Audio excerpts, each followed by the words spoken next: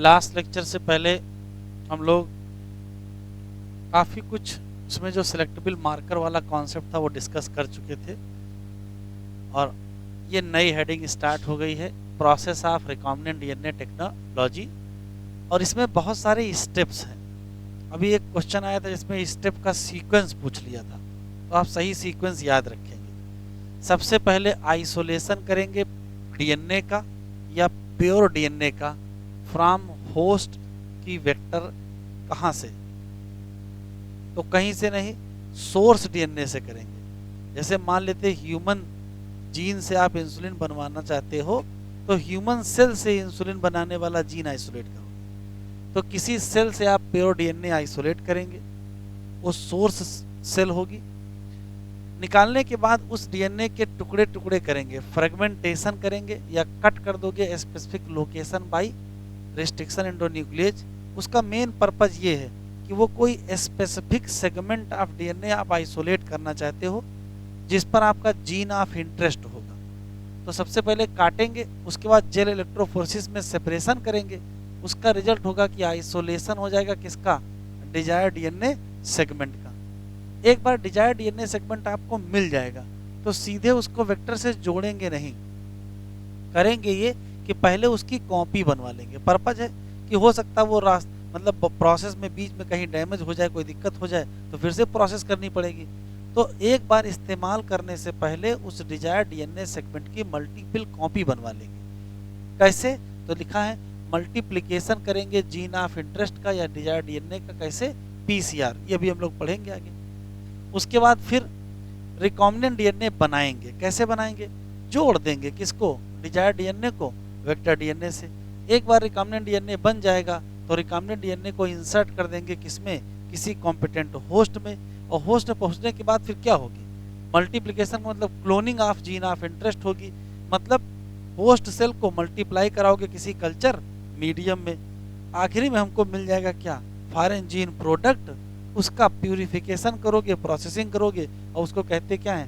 Down stream processing. तो यही सही क्रम है, इसी क्रम में चीजें होनी है। अब कोई भी 4 दे देगा या 5 दे देगा, आपसे पूछ लेगा कि सही सीक्वेंस क्या है, तो आप इसी सीक्वेंस में बताएंगे। एक एक करके हम पढ़ेंगे। पहली हेडिंग डालें आइसोलेशन ऑफ डीएनए या प्योर डीएनए।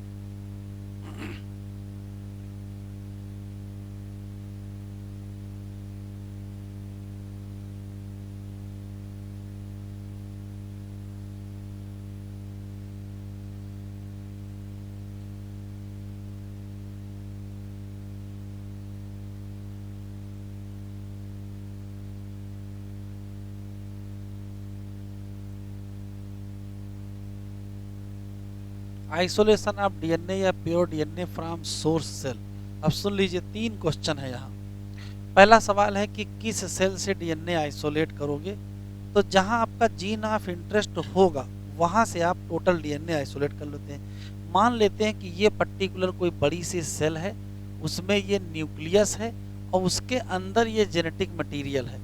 तो आप डीएनए को आइसोलेट करना चाहते हो तो सबसे पहले आप क्या करोगे? तो सबसे पहले आप इस मेम्ब्रेन को तोड़ोगे और इस न्यूक्लियर मेम्ब्रेन को तोड़ोगे। तो चूंकि जेनेटिक मटेरियल के नाम पर डीएनए मेम्ब्रेन के अंदर रखा है, अब अगर प्रोकैरियोटिक सेल है तो सेल मेम्ब्रेन तोड़ के अंदर जाना पड़ेगा, और अगर यूकैरियोटिक सेल है तो सेल मेम्ब्रेन और न्यूक्लियर मेम्ब्रेन दोनों को तोड़ना पड़ेगा।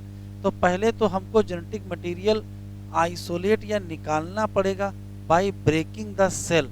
अब सेल कैसे तोड़ोगे?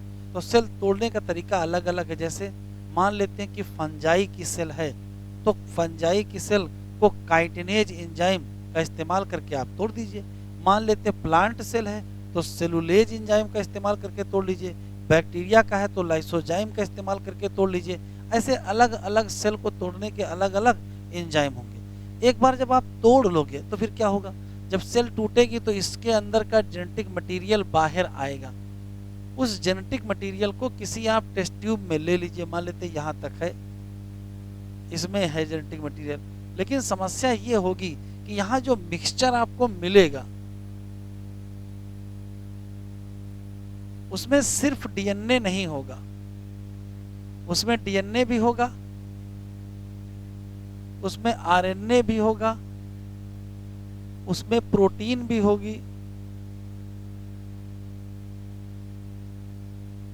पॉलीसेकेराइड भी होंगे और लिपिड भी होंगे। और आपको चाहिए क्या? आपको सिर्फ डीएनए चाहिए। तो कैसे फिर डीएनए मिलेगा? तो इसका हल बताया गया। क्या? एक काम करिए, इसमें आप एंजाइम मिलाइए।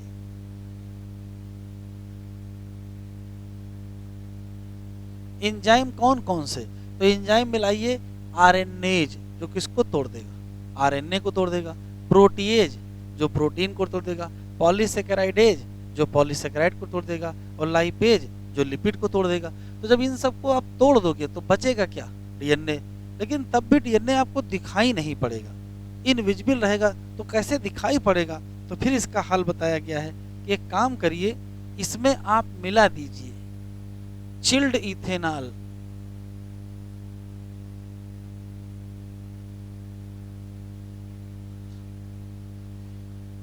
जैसे ही आप इसमें चिल्ड इथेनॉल मिलाओगे, वैसे होगा क्या, इसमें आपको सस्पेंशन थ्रेड नजर आने लगेंगे। तो आपको डीएनए थ्रेड प्रेसिपिटेट कर जाएंगे। जो धागे जैसे आपको नजर आने लगेंगे। फिर आप क्या करिए, इनको यहां से रिमूव कर लीजिए, निकाल लीजिए बाहर। किसके द्वारा? तो प्रोसेस का नाम याद रखिएगा, स्पूलिंग। जैसे स्पून होता है वैसे स्पूल होता है, जो टेढ़ा होता है ऐसे करके निकाल लेंगे। तो स्पून से निकालोगे तो स्पूनिंग, और स्पूल से निकालोगे तो स्पूलिंग। तो 4 क्वेश्चन केवल यहाँ पर हैं। क्या?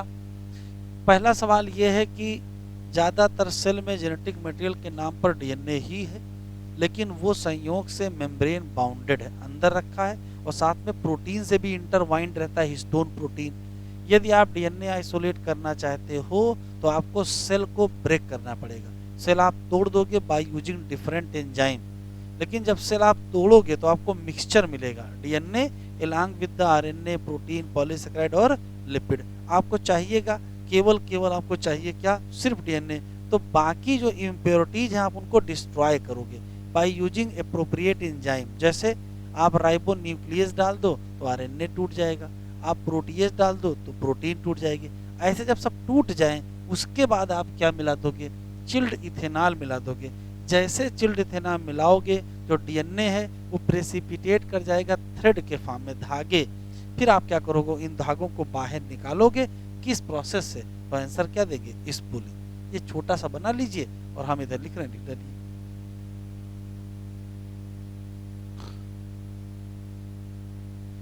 तो ब्रेक डाउन करोगे,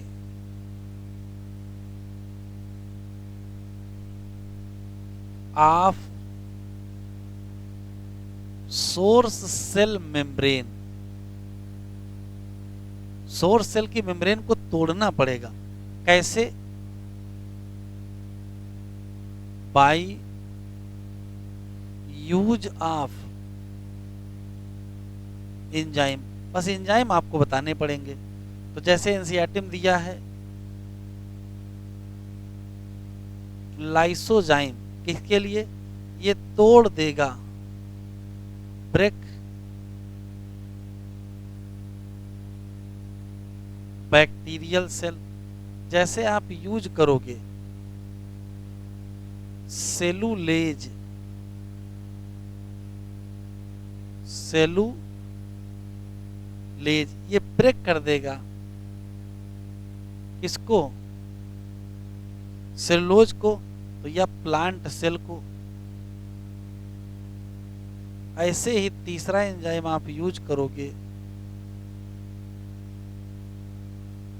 काइटिनेज, जो ब्रेक कर देगा फंगल सेल को। लेकिन जब हम ब्रेक डाउन करेंगे, जब हम लोग ब्रेक डाउन करेंगे किसी सेल का, तो मिलेगा क्या? हमको मिलेगा मिक्सचर। और मिक्सचर में क्या होगा? डीएनए भी होगा, आरएनए भी होगा, प्रोटीन भी होगा, पॉलीसेकेराइड भी होगा और लिपिड भी होंगे। कहने का मतलब बहुत सारे मैक्रोमॉलिक्यूल होंगे। तो रिजल्ट क्या है? इसका रिजल्ट है कि डीएनए को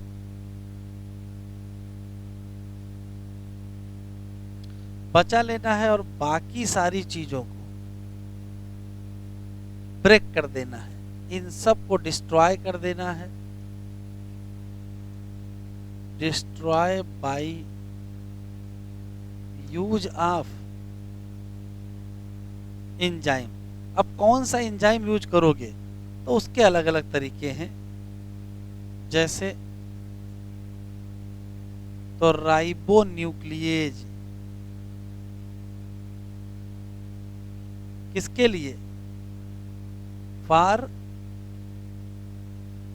आरएनए। वैसे ही प्रोटीएज किसके लिए? For protein. जैसे कि पॉली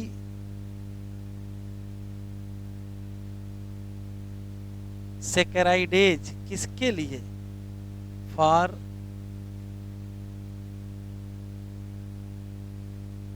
पॉलीसेकेराइड। ठीक है।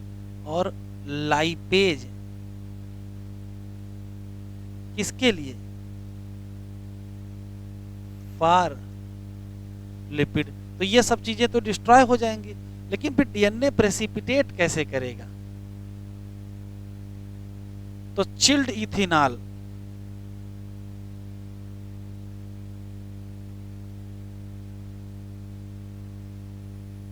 precipitate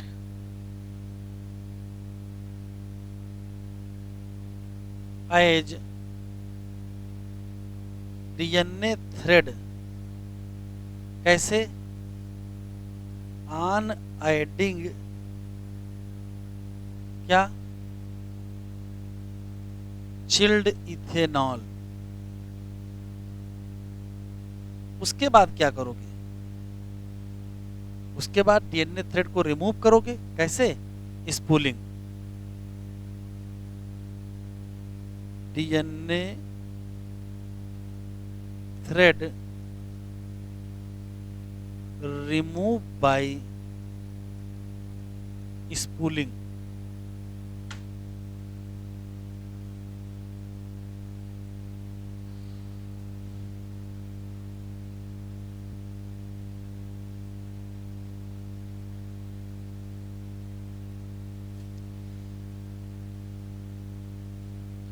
recombinant DNA technology involve several steps in a specific sequence such as। ये है आइसोलेशन ऑफ डीएनए, दूसरा है फ्रेगमेंटेशन ऑफ डीएनए, उसका रिजल्ट है आइसोलेशन ऑफ डिजायर डीएनए। ठीक है। यहाँ देखिए बीच में एक स्टेप नहीं लिखा है, बीच में यहाँ एक स्टेप नहीं लिखा, लेकिन जब क्वेश्चन आया तो उसमें था आइसोलेशन ऑफ डिजायर डीएनए और ligation of desire DNA into vector के बीच में क्या होगा? तो बीच में पीसीआर होगा, जहां मल्टीपल कॉपी बनाएंगे। पहले मल्टीपल कॉपी बनाएंगे तब लाइगेशन करेंगे, फिर ट्रांसफर कर दोगे रिकॉम्बिनेंट डीएनए किसमें? होस्ट में। फिर उसको कल्चर करा दोगे होस्ट को किसमें? किसी मीडियम में। और फिर आखिरी में एक्सट्रैक्शन कर लोगे किसका? डिजायर प्रोडक्ट, और उसका प्यूरिफिकेशन करोगे। आइसोलेशन। आइसोलेशन में लिखा है न्यूक्लिक एसिड ही जेनेटिक मटेरियल है ज्यादातर में, एक्सेप्शन को छोड़ के। In majority of organism DNA ही क्या है? मेन न्यूक्लिक एसिड है। अगर आप कट करना चाहते हो किसको? डीएनए को, तो पहले तो हमको प्योर फॉर्म में डीएनए मिलेगा, उसमें कोई और मैक्रोमॉलिक्यूल ना हो। इस नाते, और डीएनए रखा कहाँ है? Enclose in membrane. सबसे पहले हमको वही तोड़ना पड़ेगा, सेल को खोलना पड़ेगा, तभी तो क्या निकलेगा? डीएनए रिलीज होगा। लेकिन उसके साथ बहुत सारे और माइक्रोमॉलिक्यूल होंगे, जैसे आरएनए होगा, प्रोटीन होगा, पॉलीसेकेराइड होगा और लिपिड होगा। This can be achieve by treating क्या? बैक्टीरियल सेल या प्लांट सेल या animal tissue cell with enzyme. जैसे तो जैसे लाइसोजाइम का इस्तेमाल करोगे बैक्टीरिया की सेल के लिए, सेलुलेज का एंजाइम करोगे किसके लिए, प्लांट सेल के लिए। काइटिनेज का एंजाइम इस्तेमाल करोगे किसके लिए, फंगल। तो ये 3 अच्छे सवाल हैं जो एग्जाम में मिल सकते हैं। कह रहा है जानते हो जीन कहाँ लोकेटेड है, डीएनए पर लोकेटेड है, लेकिन डीएनए इंटरवाइंड है किसके साथ, हिस्टोन के साथ। तो अब हमको सब कुछ हटाना पड़ेगा। आरएनए कैसे हटाओगे, राइबोन्यूक्लिएज। प्रोटीन कैसे हटाओगे, तो प्रोटीएज। ऐसे करा और भी सब चीजें हटा देंगे। अंततः लिखा है purified DNA ultimately precipitate out. कैसे दिखाई पड़ेगा, तो आंसर दोगे chilled ethanol. This can be seen in collection of fine thread. यहाँ देखो जो डीएनए थ्रेड मिलेंगे उनको सेपरेट आउट होंगे, उनको रिमूव करोगे किस प्रोसेस से। तो ये लाइन यहाँ लिखी है लेकिन है काम की, एग्जाम में आ सकती है। ये जो इंस्ट्रूमेंट ये क्या है, ये स्पूल है और निकालने को स्पूलिंग कहेंगे। चलो हेडिंग डालो cutting DNA at specific location. देखो ये सब कहानी आप पहले से पढ़ चुके हो, उसी दोबारा लिख रहे हैं, तो 2-3 लाइनें हैं केवल। Cutting DNA at specific location का मतलब है फ्रेगमेंटेशन ऑफ डीएनए। डीएनए के टुकड़े करोगे, क्यों, क्योंकि उसमें से कोई आप डिजायर डीएनए फ्रेगमेंट को आइसोलेट करना चाहते हो। तो डिजायर डीएनए को आइसोलेट करने के लिए पहले उसको टोटल डीएनए को कुछ टुकड़ों में काटना पड़ेगा। किससे काटोगे, रिस्ट्रिक्शन एंडोन्यूक्लियेज एंजाइम। पहले से ही पता है स्पेसिफिक एंजाइम होता है, स्पेसिफिक लोकेशन से काटता है। उसी रिस्ट्रिक्शन एंडोन्यूक्लियेज एंजाइम की मदद से वेक्टर डीएनए को भी ओपन करोगे। क्यों, क्योंकि दोनों को सेम रिस्ट्रिक्शन एंजाइम से काटना है। क्यों, क्योंकि हमको सेम स्टिकी इंड बनवाना है। एक बात काट लेने के बाद फिर कौन सी प्रोसेस करते हो, फिर जेल इलेक्ट्रोफोरेसिस करते हो। सारे फ्रेगमेंट सेपरेट होते हैं, सेपरेट होने के बाद कोई स्पेसिफिक फ्रेगमेंट आप डिजायर चाहते हो उसको आप निकाल लोगे। तो कटिंग के साथ ही हम आइसोलेशन कर लेंगे किसका, डिजायर सेगमेंट का। किस प्रोसेस के द्वारा, जेल इलेक्ट्रोफोरेसिस। अच्छा ये बताओ जेल इलेक्ट्रोफोरेसिस का काम क्या है, तो जो पहला काम है separation of fragment of DNA, लेकिन एक काम इसका और भी है। रिस्ट्रिक्शन एंडोन्यूक्लियेज एंजाइम जिस गति से डीएनए को काट रहा था, यदि उसको रोका नहीं गया तो और टुकड़े बना डालेगा। तो उसको कैसे रोकोगे, तो सबसे बढ़िया है कि जल्दी ही क्या कर लो, जेल इलेक्ट्रोफोरेसिस। तो एनसीईआरटी में लिखा है कि gel electrophoresis employed to check progression of restriction endonuclease enzyme. Restriction endonuclease enzyme के काम को कौन रोक सकता है, तो कहोगे जेल इलेक्ट्रोफोरेसिस। एक बार आपको डिजायर डीएनए सेगमेंट मिल गया तब क्या करोगे, तो इसी को तो यूज करना है जोड़ने में, लेकिन जोड़ने से पहले इसका मल्टीप्लिकेशन करोगे किसके द्वारा, तो कहोगे पीसीआर। जो हमको असली चीज पढ़नी है वो पीसीआर पढ़नी है। तो पहले इस हेडिंग में 2-4 पॉइंट लिख लेते हैं, फिर हम लोग पीसीआर पढ़ेंगे।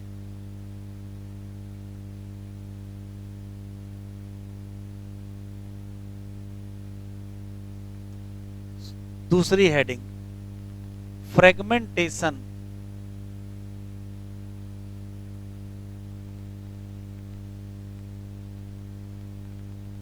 ऑफ डीएनए या कटिंग ऑफ डीएनए। 2 क्वेश्चन, ये बताओ सोर्स डीएनए और वेक्टर डीएनए दोनों को किससे काटोगे, सेम रिस्ट्रिक्शन एंडोन्यूक्लियेज एंजाइम। क्यों काटोगे, सेम स्टिकी। लिख लीजिए बोथ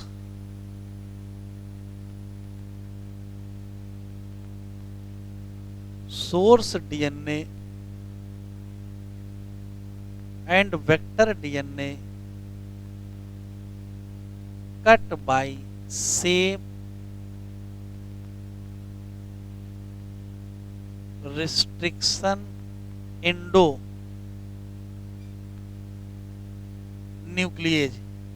same restriction endonuclease। क्यों, to make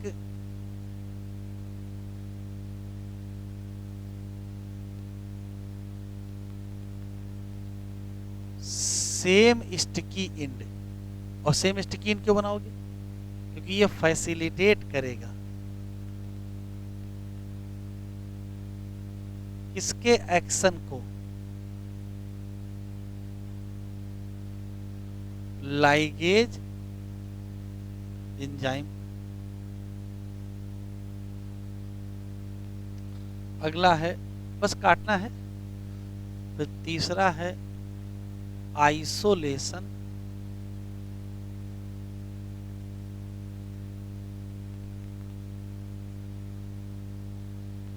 desired DNA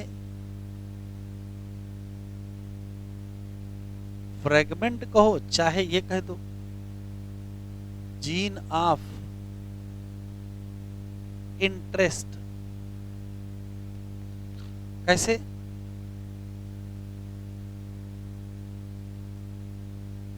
by gel electro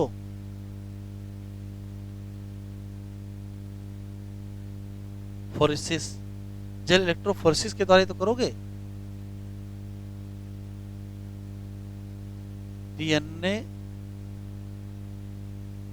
fragment separate हो जाएंगे, और जब सेपरेट हो जाएंगे तब उसमें से आप अपना स्पेसिफिक फ्रेगमेंट को रिमूव करोगे। किस प्रोसेस से?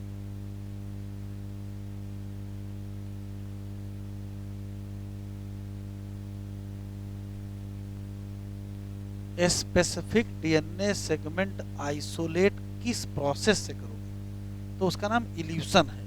काट के निकालेंगे ना अलग से जेल पीस से। डीएनए फ्रेगमेंट सेपरेट, उसके बाद डिजायर्ड फ्रेगमेंट होगा, और desired fragment remove out by किसके द्वारा? जेल इलेक्ट्रोफोरेसिस एक और काम करता है, ये चेक करता है, also check progression of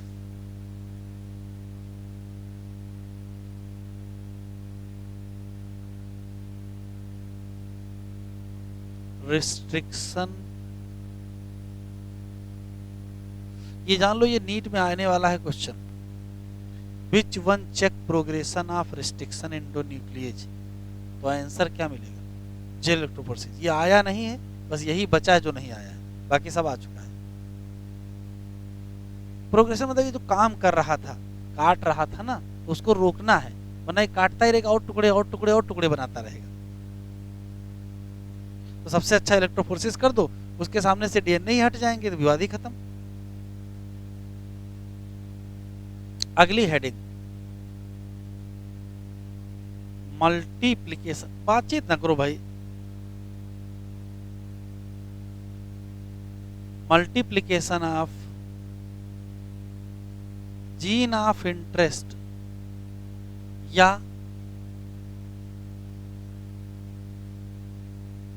desired DNA fragment.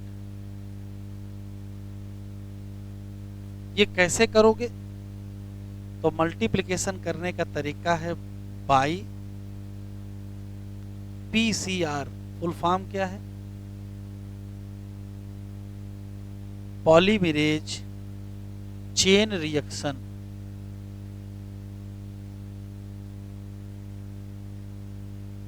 ये क्या है?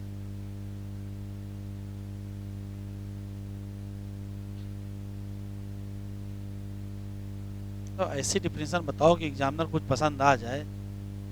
इलिटरेट डिफिनेशन ना बताओ। ध्यान से सुनेंगे। ऐसी कोई भी प्रोसेस जिसमें डीएनए से डीएनए बनाते हैं उसका नाम रेप्लिकेशन या डीएनए पॉलीमराइजेशन भी कहते हैं। एंजाइम कौन सा लगता है? डीएनए पॉलीमरेज लगता है। ये कहाँ होती है? ये सेल के अंदर होती है, मतलब इन विवो प्रोसेस होती है। अब सुनिए, डीएनए से डीएनए बनाना है, क्योंकि डिजायर डीएनए फ्रेगमेंट आपने आइसोलेट कर लिया, मान लेते ये फ्रेगमेंट है, ये आइसोलेट कर लिया, ये सेल के बाहर है, और आप सेल के बाहर इसी एक डीएनए से ऐसे ही बहुत सारे डीएनए बनवाना चाहते हो। तो अगर सेल के बाहर बनवाओगे तो बताओ इन विवो होगा कि इन विट्रो होगा? तो कहोगे इन विट्रो। तो पीसीआर एक प्रकार की in vitro synthesis of DNA है। क्योंकि आउटसाइड सेल हो रही है। क्या हो रहा है, एक डीएनए से दो डीएनए, दो डीएनए से चार डीएनए, चार डीएनए से आठ डीएनए, मतलब चेन लाइक रिएक्शन होगी। किसकी, पॉलीमराइजेशन की। जानते इसका नाम क्या पड़ा, पॉलीमरेज चेन रिएक्शन। इस चेन लाइक रिएक्शन की दो शर्तें हैं। एक चीज चाहिए क्या, डीएनए पॉलीमरेज एंजाइम चाहिए। वो कौन सा होगा, कहां से लाओगे, वो भी अलग पढ़ेंगे। एक चीज और चाहिए, उसका नाम है प्राइमर। क्या होते हैं अभी अलग पढ़ोगे। तो डीएनए पॉलीमरेज एंजाइम चाहिए, दो प्राइमर चाहिए, और सबस्ट्रेट भी तो चाहिए। जैसे मान लेते एक डीएनए से आप दो डीएनए बनाते हो, तो जो नया डीएनए बनाओगे उसमें न्यूक्लियोटाइड नहीं जोड़ोगे, तो न्यूक्लियोटाइड जोड़ोगे तो वो भी तो होने चाहिए। तो राइबो न्यूक्लियोटाइड होने चाहिए कि डीऑक्सी राइबो न्यूक्लियोटाइड होने चाहिए। डीएनए बना रहे हैं ना, तो डीऑक्सी राइबो न्यूक्लियोटाइड होने चाहिए। तो ध्यान सुने पूरी बात। पीसीआर एक मैकेनिज्म है in vitro synthesis of DNA की या मल्टीप्लिकेशन ऑफ डीएनए की, जिसमें क्या करते हैं, एक डीएनए से दो डीएनए से चार से आठ से 16 से 32 से 64 से 128 बनाते हैं। ऐसे मिलियन में बना दोगे। दूसरा सवाल, क्या इस्तेमाल करोगे। तो कम से कम तीन चीजें चाहिए। एक हमको डीएनए पॉलीमरेज एंजाइम चाहिए जो सेल के बाहर काम कर सके। दूसरा हमको दो प्राइमर चाहिए, ये क्या है अभी आगे बताएंगे। और हमको सबस्ट्रेट डीऑक्सीराइबो न्यूक्लियोटाइड चाहिए फॉर पॉलीमराइजेशन। कैसे करोगे वो भी हम डिटेल में पढ़ेंगे। लिखो,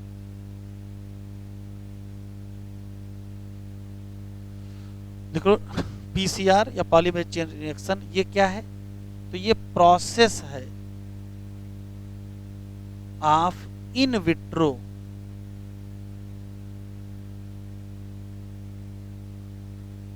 सिंथेसिस ऑफ डीएनए। याद रखिएगा, इन विट्रो सिंथेसिस है, इन विवो नहीं है। In vitro synthesis of DNA क्या होता है, making multiple copy of desired DNA fragment. एक बात, क्या क्या चाहिए,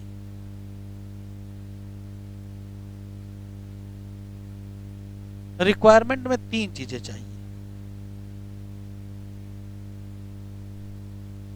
एक हमको चाहिए डीएनए पॉलीमरेज, कौन सा भी आगे देखेंगे। हमको चाहिए दो प्राइमर, और हमको चाहिए D oxy ribo nucleotide substrate चाहिए।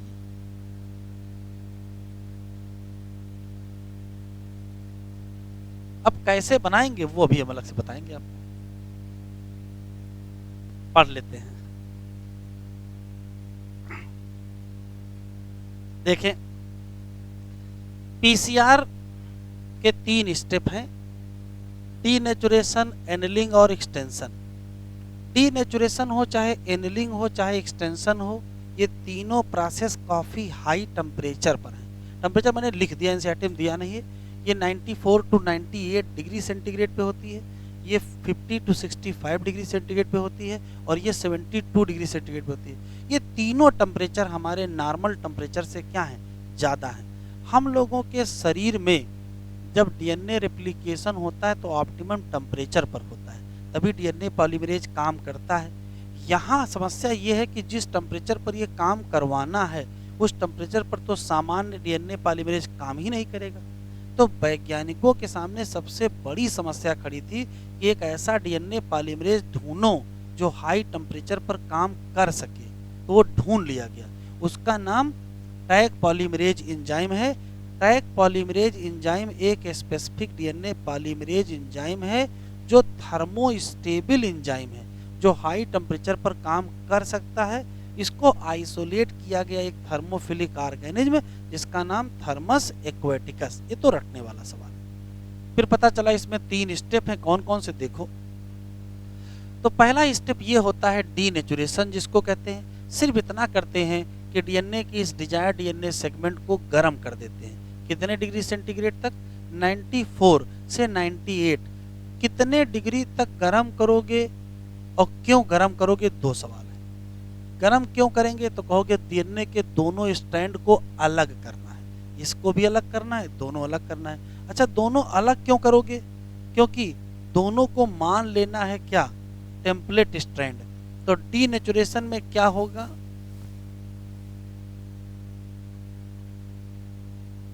सेपरेशन ऑफ डीएनए स्ट्रैंड होगा और डीएनए स्ट्रैंड सेपरेट हो जाएंगे हाई टेम्परेचर पर। फिर सवाल है कितने हाई तक ले जाओगे? तो यदि आपने जो डीएनए लिया है उसमें जीसी बेस पेयर ज़्यादा होंगे तो ट्रिपल बॉन्ड ज़्यादा होंगे, और अगर एटी बेस पेयर ज़्यादा होंगे तो डबल बॉन्ड ज़्यादा होंगे। तो कौन ज़्यादा मजबूत होगा? जीसी वाला। तो जीसी वाला डीएनए यूज कर रहे हो तो फिर आपको थोड़ा और ज़्यादा गर्म करना पड़ेगा, और एटी वाला तो थोड़ा सा कम, लेकिन ऐसा नहीं कि वो 94 से नीचे ले आओगे। ठीक, जैसे आप गर्म कर दोगे दोनों स्टैंड अलग हो जाएंगे और ये दोनों स्टैंड माने जाएंगे या काम करेंगे एक्ट एज टेम्पलेट डीएनए। क्यों? कल को इस स्ट्रैंड के बगल में नया स्ट्रैंड बनाओगे, इस स्ट्रैंड के बगल में नया स्ट्रैंड बनाओगे, इस स्ट्रैंड के बगल में जो नया बनाओगे उसमें जो भी बेस सीक्वेंस होंगे वो कौन तय करेगा? वो ये स्ट्रैंड तय करेगा। और इसके बगल में जो नया बनाओगे उसमें जो बेस सीक्वेंस होंगे वो कौन तय करेगा? वो ये स्ट्रैंड तय करेगा। इसी नाते इसको और इसको हम कहेंगे क्या? टेम्पलेट डीएनए कहेंगे। ठीक है। दूसरा सवाल, फिर क्या होगा? जब स्ट्रैंड आप अलग कर लोगे तो अलग करने के बाद इस डीएनए स्ट्रैंड जिसकी पोलैरिटी 5' to 3' है और इस स्ट्रैंड जिसकी पोलैरिटी 3' to 5' है, दोनों में स्मॉल डीएनए स्ट्रैंड जोड़ा जाता है। जो स्मॉल डीएनए स्ट्रैंड जोड़ते हैं इसका नाम प्राइमर होता है। अब देखो, प्राइमर से जुड़े 3 सवाल हैं। पहला, प्राइमर है क्या? तो कहोगे स्मॉल होता है, केमिकली सिंथेसाइज होता है, डीएनए होता है, ओलिगोन्यूक्लियोटाइड होता है। ओलिगोन्यूक्लियोटाइड का मतलब जिसमें न्यूक्लियोटाइड की संख्या 2 से 9 के बीच हो, उसको ओलिगोन्यूक्लियोटाइड कहते हैं। तो स्मॉल होता है, केमिकली सिंथेसाइज होता है, ओलिगोन्यूक्लियोटाइड डीएनए सेगमेंट होता है या स्ट्रैंड होता है, इसको जोड़ दिया जाता है। कहाँ? तो कहोगे जो टेम्पलेट है उसके 3' इंड पर जोड़ा गया। अब जोड़ कैसे दोगे? तो जोड़ तभी दोगे कि भाई यहाँ जो बेस हो उसका कॉम्प्लीमेंट्री यहाँ हो, यहाँ जो बेस हो उसका कॉम्प्लीमेंट्री यहाँ हो, यहाँ जो बेस उसका कॉम्प्लीमेंट्री यहाँ हो। तो प्राइमर के जो बेस सीक्वेंस होते हैं वो जीनोमिक डीएनए के बेस के कॉम्प्लीमेंट्री होते हैं। कहाँ जोड़ोगे? तो कहोगे टेम्पलेट स्ट्रैंड के 3' इंड पर। तो इस वाले टेम्पलेट के यहाँ प्राइमर जोड़ दिया और इस वाले टेम्पलेट के यहाँ प्राइमर जोड़ दिया। जोड़ने की घटना को क्या कहते हो? एनीलिंग। इस दौरान टेम्परेचर थोड़ा कम किया जाता है। अगर उतना ही हाई रखोगे तो क्या जुड़ पाएगा? जुड़ पाएगा ही नहीं। तो थोड़ा कम किया तो जुड़ गया। जुड़ जाने के बाद अगला असली स्टेप है एक्सटेंशन, या इसको इलांगेशन भी कहते हैं। क्या किया गया? इधर देखिए, ये प्राइमर है, ये प्राइमर है। प्राइमर का ये कौन सा इरा है, इंड है? तो कहोगे ये 3' इंड है। अब 3' इंड के सामने नया न्यूक्लियोटाइड यहाँ जोड़ दीजिए तो यहाँ से यहाँ तक लंबाई बढ़ गई। फिर एक ये फिर 3' हो जाएगा, यहाँ एक जोड़ दीजिए तो यहाँ से यहाँ तक लंबाई बढ़ गई। फिर एक यहाँ जोड़ दीजिए तो यहाँ से यहाँ तक लंबाई बढ़ गई। फिर एक यहाँ जोड़ दिए तो यहाँ से यहाँ तक। तो क्या करते रहेंगे? प्राइमर के 3' इंड पर नए न्यूक्लियोटाइड जोड़ते जाएंगे और सिंगल स्ट्रैंड डीएनए क्या हो जाएगा? डबल स्ट्रैंड हो जाएगा। तो अगर ये 5' है तो फाइनली ये क्या बनेगा? 3' बन जाएगा। इधर देखो, ये प्राइमर का 5' तो ये प्राइमर का 3' है, तो इसमें भी तो जोड़ते जाएंगे और यहां पहुंच जाएंगे। तो एक्सटेंशन इसका नाम क्यों किया गया?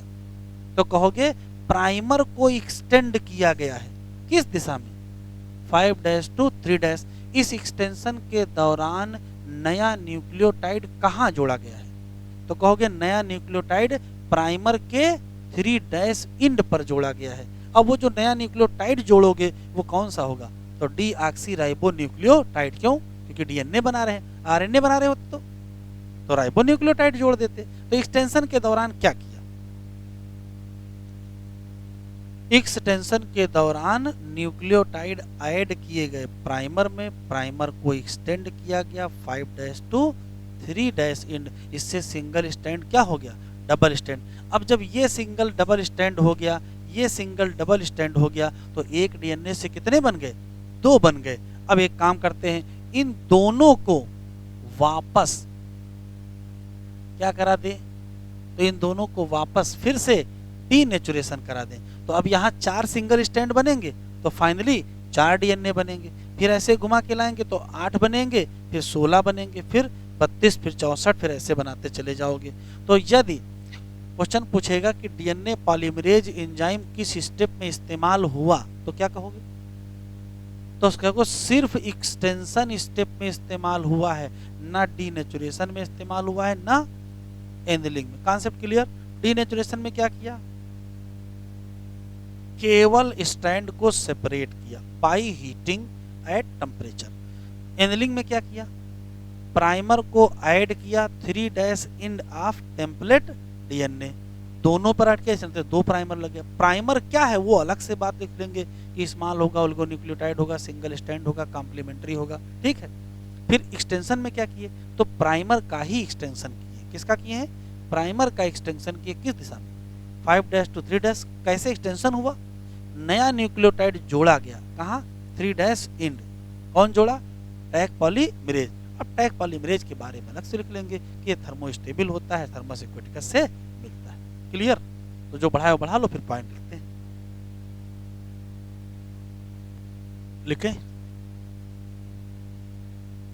चल, एक तो रटने वाला सवाल, प्रोसेस ऑफ पीसीआर किसने डेवलप किया,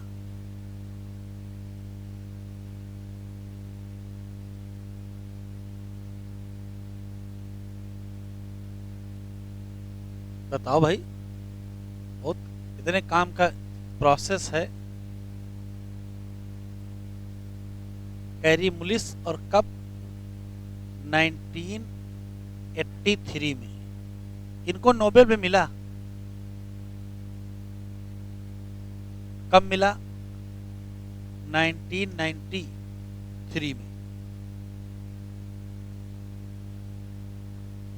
ठीक।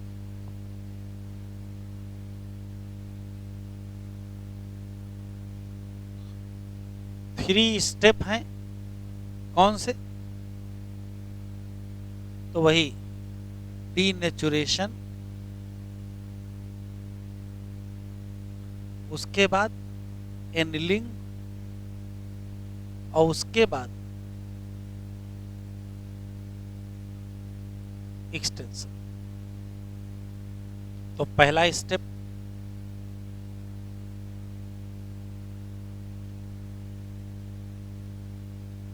Denaturation, denaturation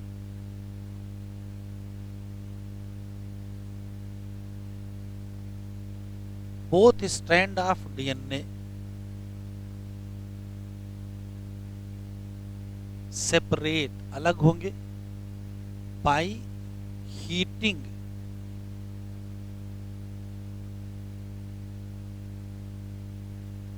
eight 94 degree centigrade. वो 94 टू 98 रेंज है, एसी और जीसी के हिसाब से तय।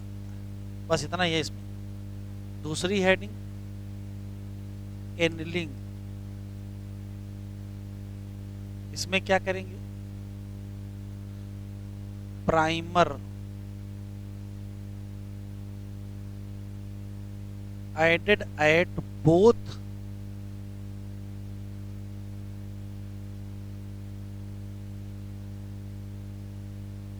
टेम्पलेट स्ट्रैंड, वही कहां पर, एट 3' इंड एट टेम्परेचर कितना, 50 से 65 डिग्री सेंटीग्रेड, 65, 50 to 65।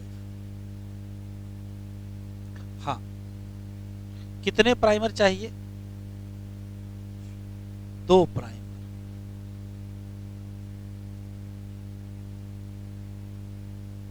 प्राइमर क्या है,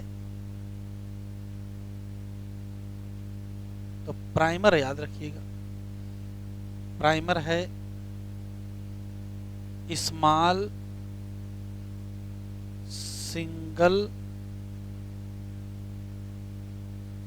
स्ट्रैंडेड डीएनए कामा केमिकली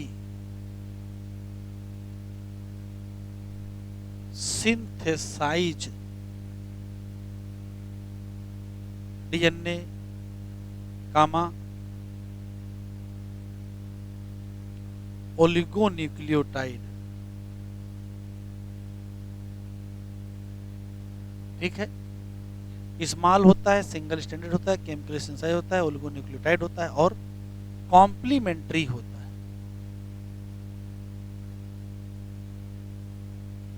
किसके?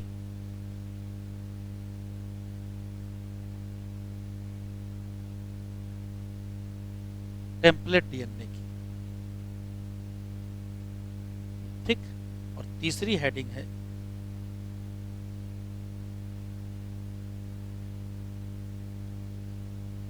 Extension.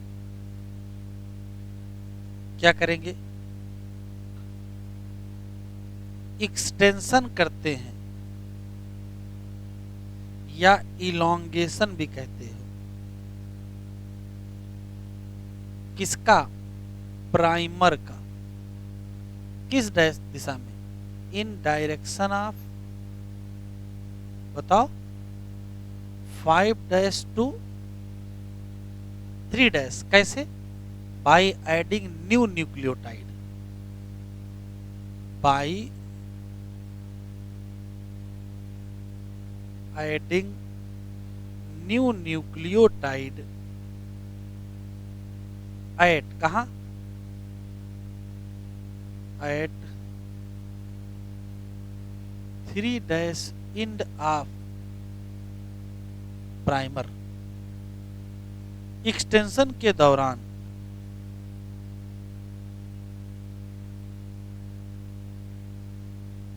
New strand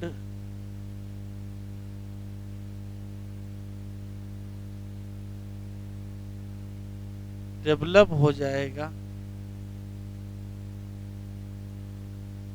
along template strand. Template strand के अलॉन्ग क्या हो जाएगा? न्यू स्ट्रैंड डेवलप हो जाएगा, और जो नया स्ट्रैंड डेवलप होगा उसमें बेस सीक्वेंस टेम्पलेट ही तय करेगा। इसमें क्या चाहिए?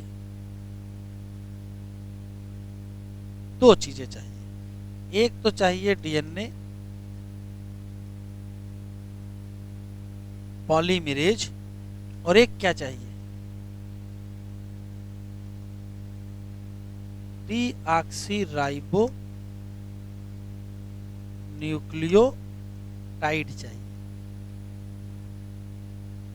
अब डीएनए पॉलीमरेज कौन सा चाहिए? तब कहोगे टैग पॉलीमरेज।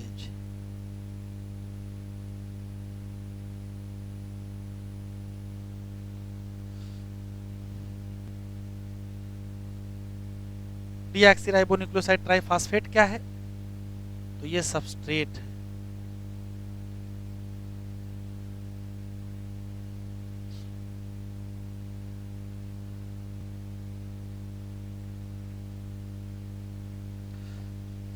चलो यहां लिख लो टैग पॉलीमरेज।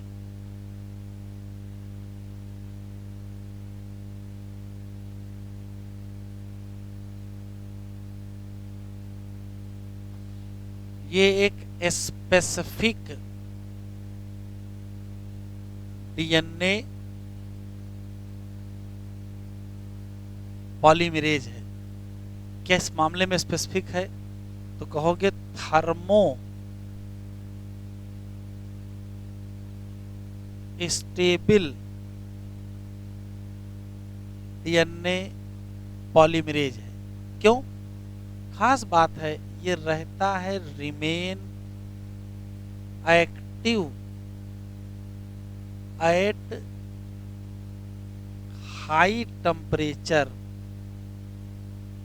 तो हाई टेम्परेचर पर एक्टिव रखने की आवश्यकता क्यों है?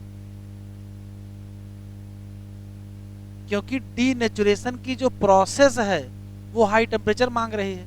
अगर हाई टेम्परेचर नहीं दोगे तो डीनेचुरेशन नहीं होगा, और हाई टेम्परेचर दोगे तो एंजाइम खराब जाएगा। तो वैज्ञानिक फंस गए थे, तो कहा ऐसा एंजाइम ढूंढो जो हाई टेम्परेचर पे काम कर जाए, क्योंकि हाई टेम्परेचर जरूरी है।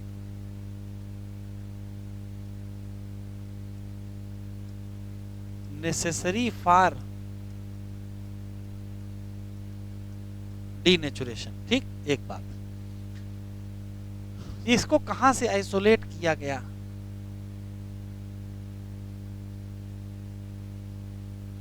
फ्रॉम थर्मस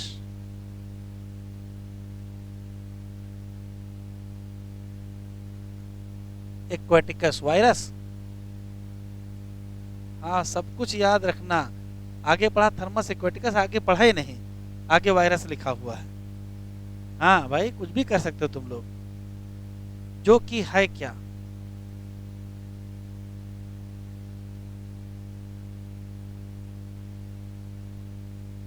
एक क्वेश्चन आता था कि मान लेते कि कोई एक सेल है जो माइटोसिस करती है, बताओ कितनी माइटोसिस के बाद 512 सेल बनेंगे? क्वेश्चन लिखा है मैंने। तो 1 से 2, 2 से 4 से 8 से 16 से 32 से 64 से 128 से 256 से 512, कितने डिवीजन हुए थे? 9। कैसे निकाला था? एक फार्मूला है, 2 की पावर n नहीं था? बिल्कुल वही यहां भी है। यहां देखो, एक डीएनए ले लो,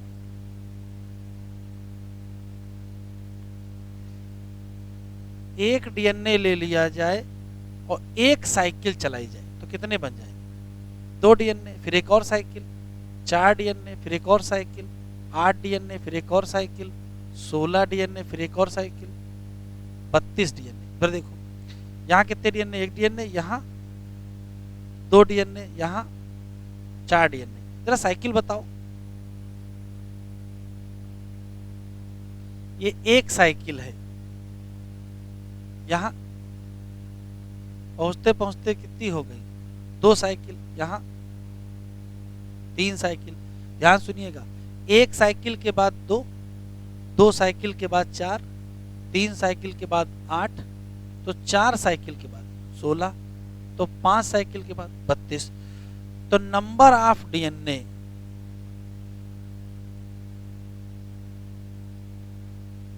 निकालना चाहते हो तो फार्मूला है 2 की power n, number of DNA in PCR. और n क्या है?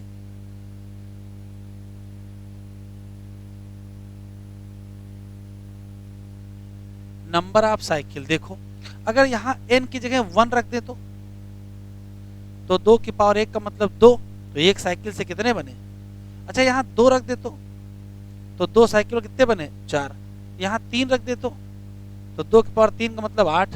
यहाँ 4 रख ले, 2 की पावर 4 का मतलब 16। यहाँ 5 रख दें।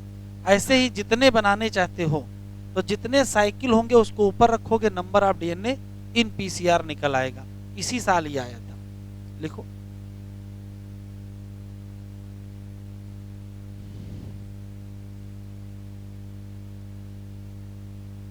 देखो भैया, देख लो।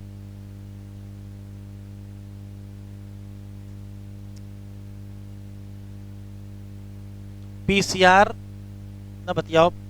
PCR stand for polymerase chain reaction. यहाँ मल्टीपल कॉपी आप बनाओगे जीन या डीएनए ऑफ इंटरेस्ट। ये क्या लिखा है? क्या लिखा है? इन विट्रो सिंथेसिस है। एक बात, अभी ये डायग्राम देख लेते, इसमें क्या यूज करोगे? तो कहोगे वहां 2 लिखा है, 2 सेट ऑफ प्राइमर, और प्राइमर की डिफिनीशन यहाँ लिखी है, small chemically synthesised oligonucleotide that complemented the region of DNA. और एंजाइम कौन सा चाहिए? DNA polymerase. एंजाइम एक्सटेंड करेगा किसको? प्राइमर को। क्या यूज करेगा? न्यूक्लियोटाइड। और किस हिसाब से करेगा? जीनोमिक डीएनए, जो कि है क्या? टेम्पलेट। अगर process of replication is repeated many time, segment of DNA amplified 1 billion गुना, तो 1 बिलियन टाइम बनेंगे कितनी साइकिल से? 30। अभी लिखा देंगे। Such repeated amplification is achieve by use of thermostable DNA polymerase isolate from bacterium, कौन सा, Thermus aquaticus, remain active during high temperature, जो कि आवश्यक है किसके लिए, denaturation of double strand DNA के लिए। एम्प्लीफाइड फ्रेगमेंट का कहाँ इस्तेमाल करोगे, तो एक ही जगह इस्तेमाल करेंगे, जोड़ने में, और कहाँ इस्तेमाल करेंगे। डायग्राम देख लो, पहले ये लिया, फिर गर्म किया तो दोनों स्ट्रैंड अलग हो गए, फिर यहाँ भी प्राइमर जोड़ दिया, यहाँ प्राइमर जोड़ दिया तो एनिलिंग हो गया। फिर देखो डीएनए पॉलीमरेज यूज किया, ये न्यूक्लियोटाइड यूज किया, तो ये वाली चेन यहाँ से यहाँ पहुँच गई और ये वाली चेन यहाँ से यहाँ पहुँच गई, बन गए। ऐसे 30 साइकिल चलाओगे तो कितने बन जाएंगे, तो जहाँ लिख रहे थे वहां लिख लेना।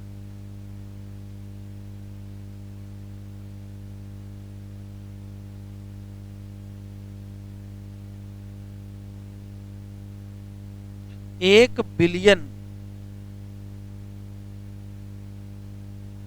कितनी साइकिल, 30 साइकिल। तो अब इसको डिजायर्ड डीएनए या जीन ऑफ इंटरेस्ट को क्लोनिंग वेक्टर के साथ जोड़ देंगे, जोड़ के क्या बना देंगे, रिकॉम्बिनेंट डीएनए। फिर रिकॉम्बिनेंट डीएनए बना के क्या करोगे, इसको होस्ट में इंट्रोड्यूस करेंगे। होस्ट में इंट्रोड्यूस करने के बाद ये जरूर पता करेंगे कि होस्ट में इंट्रोड्यूस हुआ है या होस्ट में इंट्रोड्यूस नहीं हुआ है। होस्ट में इंट्रोड्यूस होने का मतलब वो ट्रांसफॉर्म हुआ है कि नहीं हुआ है। अगर ट्रांसफॉर्म हुआ होगा तो उसको ट्रांसफॉर्मेंट कहोगे, और नहीं हुआ होगा तो नॉन ट्रांसफॉर्मेंट। कैसे सेलेक्ट करोगे, तो अभी पीछे बता चुके हैं सेलेक्टेबल मार्कर। इसको ऐसे समझो, जैसे मान लेते हैं कि ये रिकॉम्बिनेंट डीएनए है, इस रिकॉम्बिनेंट डीएनए में ये जीन ऑफ इंटरेस्ट है, इस रिकॉम्बिनेंट डीएनए में ये जीन ऑफ इंटरेस्ट है। यदि इसी पर एम्पीसिलिन का जीन पाया जाए,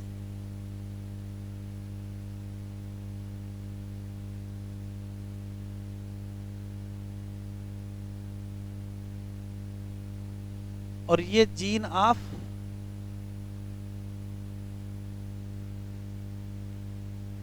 आप ऐसे समझो कि यदि इसको इंट्रोड्यूस कर दिया जाए किसी होस्ट सेल में, तो इंट्रोड्यूस कर लेते हैं, ये इंट्रोड्यूस कर लिया, इसमें एम्पीसिलिन वाला जीन भी पहुंच गया और इसमें जीन ऑफ इंटरेस्ट भी पहुंच गया। अब आपसे इतना बताओ, यदि इस बैक्टीरिया के ऊपर एम्पीसिलिन एंटीबायोटिक डाली जाए तो बताओ ये होस्ट सेल जो कि कोलाई है वो सरवाइव करेगी कि नहीं, सरवाइव कर जाएगी। कैसे, क्योंकि एम्पीसिलिन रेजिस्टेंट जीन यहां आ गया है। तो एक्सपेरिमेंट करने के बाद एम्पीसिलिन डाल के देख लेते हैं, यदि एम्पीसिलिन से मर जाए तो ट्रांसफॉर्मेंट है कि नॉन ट्रांसफॉर्मेंट है। अरे पहले आंसर न दिया करो, सोच बिया लिया करो, सुनते कुछ ना भाई, आंसर दनादन दिए जा रहे हो। फिर से सुनो, ये रिकॉम्बिनेंट डीएनए है, इसमें जीन ऑफ इंटरेस्ट है, इसमें एम्पीसिलिन रेजिस्टेंट जीन है, इसको आपने इंसर्ट किया होस्ट में, इंसर्ट करने के बाद इसके ऊपर एम्पीसिलिन डाला, ये मर गया। बताओ इंसर्ट हुआ है कि नहीं हुआ, नहीं हुआ है, इसका मतलब नॉन ट्रांसफॉर्मेंट। और अगर बच गया, अगर ये बच गया इसका मतलब ये अंदर आ गया है, इसका मतलब ट्रांसफॉर्मेंट। तो इस केस में एम्पीसिलिन रेजिस्टेंट जीन क्या सेलेक्ट कर देगा, ट्रांसफॉर्मेंट को सेलेक्ट कर देगा। तो एम्पीसिलिन जीन क्या हो गई, सिलेक्टेबल मार्कर। रिकॉम्बिनेंट नहीं सेलेक्ट कर रहे हैं, क्या सेलेक्ट कर रहे हैं, ट्रांसफॉर्मेंट। तो याद रखिएगा, जल्दी में एग्जाम में इसका इस्तेमाल कर चुका है कि उस प्लाज्मिड जिसमें जीन ऑफ इंटरेस्ट है उसमें एंटीबायोटिक रेजिस्टेंट जीन एम्पीसिलिन है, यदि इंसर्ट कर दिया तो वहां एम्पीसिलिन रेजिस्टेंट डेवलप हो जाएगा, ये होस्ट सेल सर्वाइव कर जाएगी। और अगर सर्वाइव कर जाएगी तो क्या मानोगे, इसको ट्रांसफॉर्मेंट मानोगे कि नॉन ट्रांसफॉर्मेंट मानोगे, तो ट्रांसफॉर्मेंट मानोगे। लिखो चौथा स्टेप। अब सब वही पुरानी बातें रिपीट होनी है।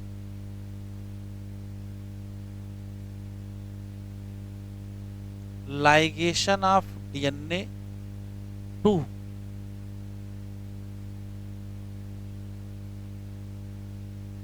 Cloning vector.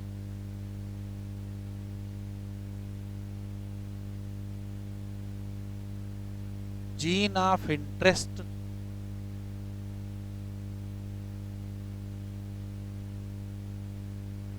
ligate to vector with help of किसके द्वारा बेटा? DNA ligase. तो बनेगा क्या?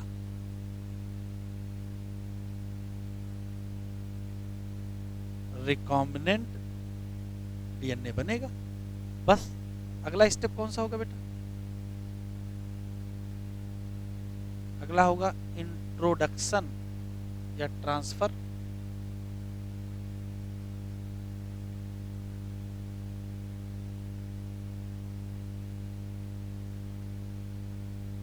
Transfer of recombinant DNA into किसमें? Competent host. कॉम्पिटेंट भी तो होना चाहिए।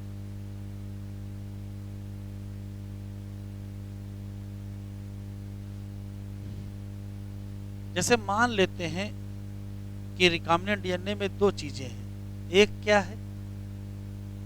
जीन ऑफ इंटरेस्ट है, और क्या है?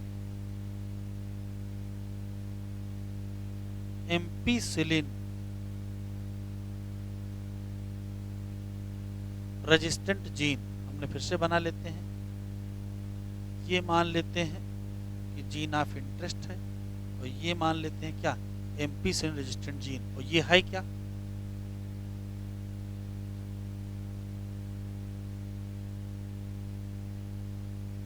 इसको इंट्रोड्यूस कर दिए किसमें?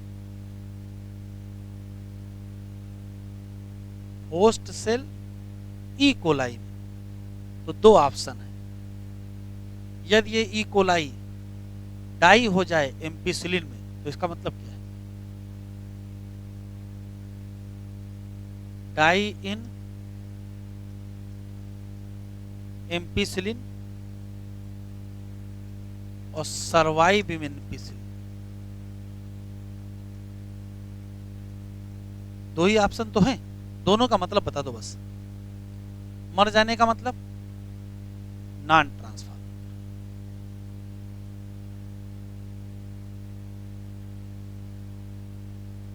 और बच जाने का मतलब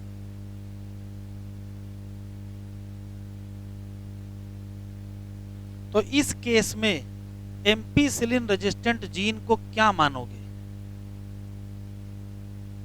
एम्पीसिलिन रेजिस्टेंट जीन को सेलेक्टेबल मार्कर मानोगे टू सेलेक्ट द ट्रांसफॉर्मेंट।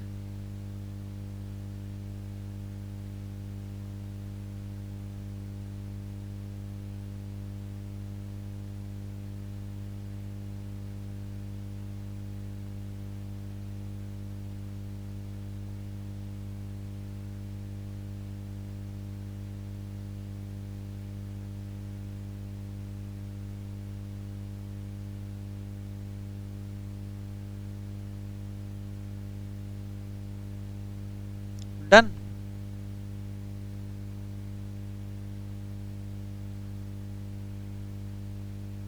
नहीं, वाह भाई वाह, संस्कृत में बोलो।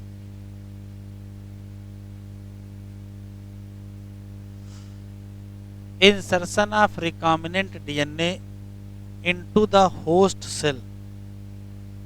सेवरल मेथड है। Introduce the ligated DNA into the recipient cell. Recipient cell को क्या बनाओ? कॉम्पिटेंट बनाओ, तो ले सके क्या? डीएनए।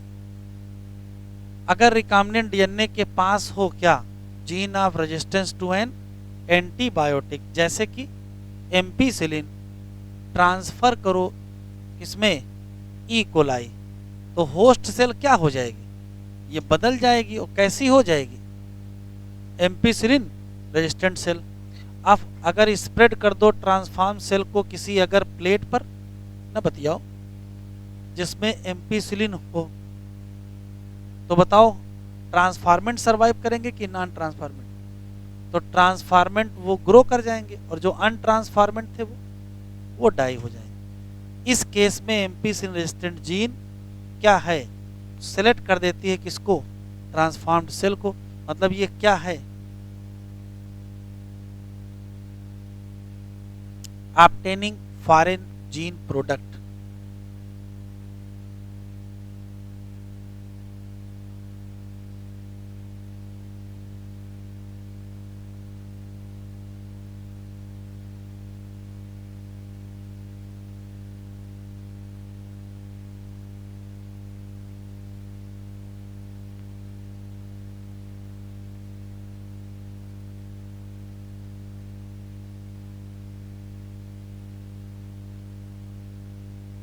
सुन लीजिए, मान लेते हैं कि आपने किसी, बेटा बातचीत ना करो थोड़ी देर, शुरू करें। मान लेते हैं कि किसी भी सोर्स से आपने जीन ऑफ इंटरेस्ट आइसोलेट किया, किसी सुटेबल वेक्टर से उसको जोड़ दिया, रिकॉम्बिनेंट डीएनए बना लिया, होस्ट सेल में इंट्रोड्यूस कर दिया, लेकिन सिर्फ होस्ट सेल में इंट्रोड्यूस कर देने भर से आपको प्रोडक्ट नहीं मिलेगा। और अल्टीमेट एम किसी भी रिकॉम्बिनेंट डीएनए टेक्नोलॉजी का यही है कि कोई ना कोई प्रोडक्ट मिले, स्पेशली प्रोटीन मिलती है। तो प्रोटीन कब मिलेगी, तो जो जीन ऑफ इंटरेस्ट आपने होस्ट में इंसर्ट किया है वो जीन ऑफ इंटरेस्ट वहां जाके एक्सप्रेस करे। एक्सप्रेस करने का मतलब क्या होता है, एक्सप्रेस करने का मतलब आपने डीएनए इंट्रोड्यूस किया है तो होस्ट के अंदर जा करके पहले तो मल्टीप्लाई करे, उसकी क्लोनिंग हो जाए, उसके बाद क्या होना चाहिए, डीएनए से आरएनए बने और आरएनए से प्रोटीन बने, क्योंकि जो प्रोटीन बनेगी वही आपका प्रोडक्ट है। अगर सारी प्रोसेस हुई और प्रोटीन नहीं बनी तो सारी प्रोसेस बेकार, किसी काम की नहीं। अल्टीमेट एम है रिकॉम्बिनेंट डीएनए टेक्नोलॉजी का कि हमको वो रिकॉम्बिनेंट प्रोटीन मिलनी चाहिए। कहाँ से, होस्ट सेल से। अब होस्ट सेल में प्रोटीन कैसे मिलेगी, जब होस्ट सेल के अंदर हमारा वाला डीएनए जाके एक्सप्रेस करे। जैसे मान लेते ह्यूमन इंसुलिन को बैक्टीरिया से बनवाना है, तो ह्यूमन इंसुलिन का जो जीन है वो बैक्टीरिया में पहुंचाया कैसे वो अलग मसला है, लेकिन बैक्टीरिया में पहुंचने के बाद यदि वो एक्सप्रेस कर गया तब वो प्रोटीन बनेगी, और एक्सप्रेस नहीं किया तो प्रोटीन नहीं बनेगी। तो ये जो स्टेप बड़ा इंपॉर्टेंट स्टेप है, इसमें होगा क्या, इसमें होगा एक्सप्रेशन। अब सवाल ये है कि रिकॉम्बिनेंट होस्ट कोई है, उसके अंदर आपका जीन है, वो आपका प्रोटीन क्यों बनाएगा, भाई कोई ना कोई तो बात होनी चाहिए। तो उस होस्ट को आप ऑप्टिमम कंडीशन दीजिए, वो हर वो चीज जो डिमांड, जैसे मान लीजिए आपने होस्ट से कहा कि भैया इंसुलिन प्रोटीन बनाओ, और लेकिन होस्ट को आपने अमीनो एसिड नहीं दिए, तो कहाँ से, क्या अमीनो एसिड बना के प्रोटीन बनाएगा? आप उसको अमीनो एसिड प्रोवाइड करोगे तब वो प्रोटीन बना के आपको देगा। तो न्यूट्रिएंट मीडियम देना पड़ेगा जिसमें होस्ट मल्टीप्लाई करेगा, और उसमें आप हर वो चीज दोगे जो वो नेसेसरी होगा, ऑप्टिमम कंडीशन फॉर ग्रोथ। अगर ऑप्टिमम कंडीशन आपने दे दिया तो होस्ट मल्टीप्लाई कर जाएगा, जब मल्टीप्लाई करेगा तो आपका डीएनए भी मल्टीप्लाई करेगा, फिर वो एक्सप्रेस भी करेगा, तभी आपको प्रोटीन मिलेगी। तो इस हेडिंग में सबसे काम की बात है एक्सप्रेशन ऑफ डीएनए। क्वेश्चन एक बार आया है कि डाउन स्ट्रीम प्रोसेसिंग, जो इसके बाद की हेडिंग है, क्वेश्चन पूछा है डाउन स्ट्रीम प्रोसेसिंग में क्या नहीं करते हैं, और उसमें एक ऑप्शन था expression of gene. Expression of gene उस स्टेप में नहीं होता है, एक्सप्रेशन ऑफ जीन किस स्टेप में होता है, जब हमको फॉरेन जीन मिलना होता है। तो लिखते चलो, मान लेते हैं कि ये पर्टिकुलर कोई होस्ट सेल है,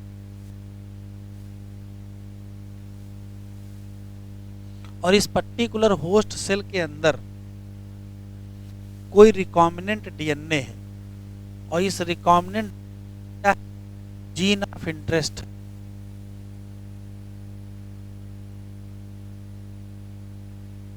ये क्या है,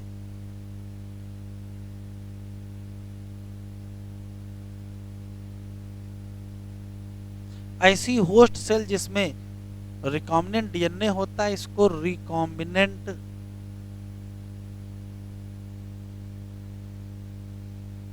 होस्ट या इसी का एक और नाम है।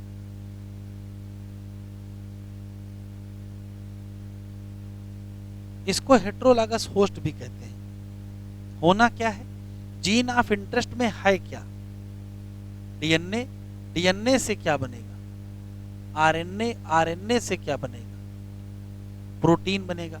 अगर ऐसा हुआ तो इसी घटना को कहते क्या हो,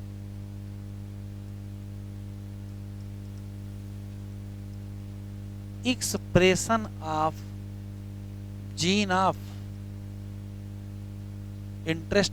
और रिजल्ट में क्या होगा, रिजल्ट में मिलेगी recombinant protein.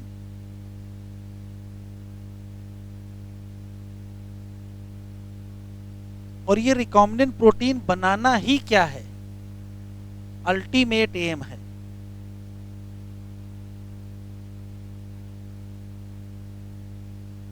Of DNA recombinant. DNA recombinant technology का अंतिम लक्ष्य क्या है, ये प्रोटीन ही तो बनवाना है। तो हेट्रोलॉगस होस्ट में क्या होना चाहिए, एक्सप्रेशन होना चाहिए। किसका, gene of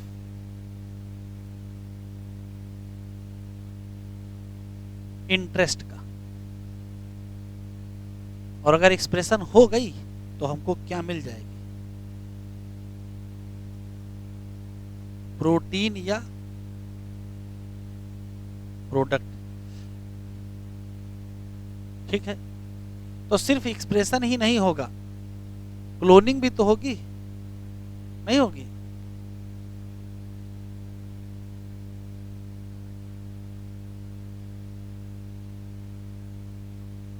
gene of interest की क्लोनिंग कराई जाएगी इन किसमें, होस्ट सेल। अब क्लोनिंग कैसे होगी, तो होस्ट सेल मल्टीप्लाई करेगा।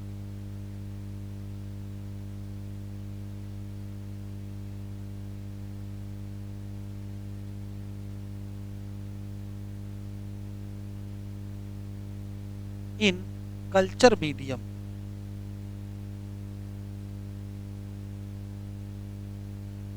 होस्ट सेल को मल्टीप्लाई करना पड़ेगा किसमें, कल्चर मीडियम में। अब ये क्यों मल्टीप्लाई करेगा भाई, और मल्टीप्लाई करके आपका प्रोडक्ट क्यों बनाएगा, इस कल्चर मीडियम में आपको देना पड़ेगा क्या,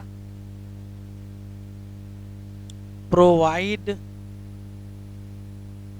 optimum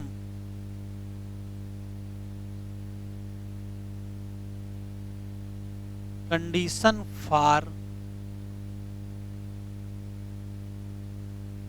growth of host cell. Growth का मतलब वहां मल्टीप्लाई करेंगे, तो यदि आप ऑप्टिमम कंडीशन देंगे तो होस्ट सेल मल्टीप्लाई करेगा, फिर जीन ऑफ इंटरेस्ट एक्सप्रेस करेगा, तब आपको प्रोटीन मिलेगी। फिर वहां से उस प्रोटीन को आप एक्सट्रैक्ट करो, उसको प्यूरिफाई करो और इस्तेमाल करो।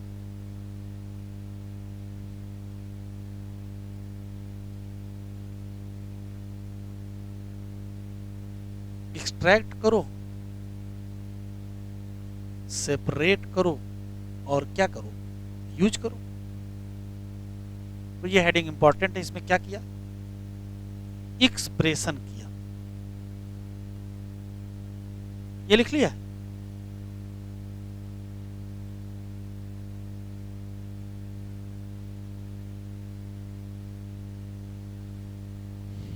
Continuous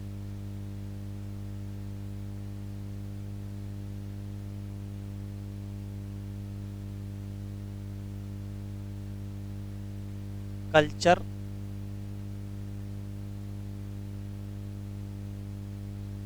system. देखो क्या है, जैसे मान लेते हैं कि ये पर्टिकुलर कोई कंटेनर है जहां होस्ट सेल मल्टीप्लाई कर रहे थे, इसमें होस्ट सेल हैं। तो यदि आप चाहते हो कि ये हमेशा काम करें तो इधर से क्या करते रहो,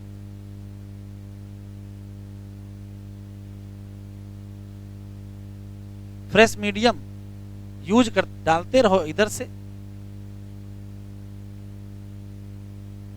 यूज मीडियम रिमूव करते रहो, तो होस्ट सेल किसमें रहेंगे? मेटाबॉलिकली एक्टिव रहेंगे। तो कंटिन्यूअस कल्चर सिस्टम क्या है? तो कहोगे maintain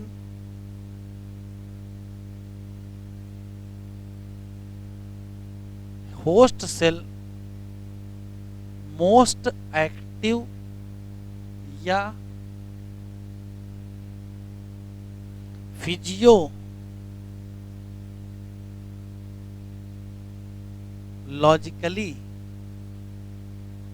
active.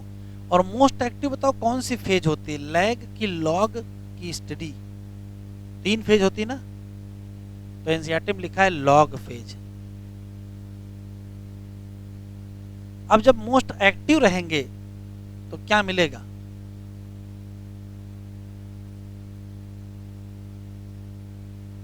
Large amount of product मिलेगा। कैसे मेंटेन करोगे? तो फ्रेश मीडियम, फ्रेश मीडियम क्या करोगे? एडेड और यूज्ड मीडियम क्या हो? रिमूव।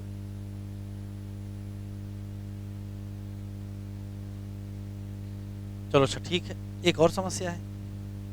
मान लेते हैं आपने बायोटेक्नोलॉजी की पूरी प्रोसेस कर ली, काट छांट लिया, रिकॉम्बिनेंट बना लिया, होस्ट में इंटर कर दिया, उसकी क्लोनिंग हो गई, जीन एक्सप्रेस भी कर गया, प्रोडक्ट बन भी गया, लेकिन प्रोडक्ट उतना अच्छा नहीं बना जैसा आप चाह रहे थे। तो पहले आप लैब में बनाओगे, लैब में बना करके प्रोडक्ट को टेस्ट करोगे और देखोगे वो क्वालिटी वो है कि नहीं है। यदि लैब में सफल रहेगा तो फिर उसी प्रोडक्ट को आप लार्ज स्केल पर बनवाओगे। तो पहले स्मॉल कल्चर किया जाता है, small volume culture. Small volume culture में स्मॉल क्वांटिटी आप प्रोडक्ट बनेगा। ये लेबोरेटरी का वर्क है। पर्पज यही है कि लैब में पहले बना के देख लिया जाए कि स्थिति क्या है, जैसा हम चाहते थे वैसे बन रहा है कि कुछ और बन रहा है। ठीक है, अगर वहां सफल रहा तो फिर लार्ज वॉल्यूम कल्चर करेंगे। तो लार्ज वॉल्यूम कल्चर करोगे तो लार्ज क्वांटिटी मिलेगी। अब कितना लार्ज वॉल्यूम? तो एनसीईआरटी में लिखा है कि 100 से 1000 लीटर कल्चर मीडियम का इस्तेमाल करोगे। अगर 100 से 1000 लीटर होगा तो कंटेनर बड़ा होगा, तो फिर डेवलप करना पड़ेगा बायो रिएक्टर को।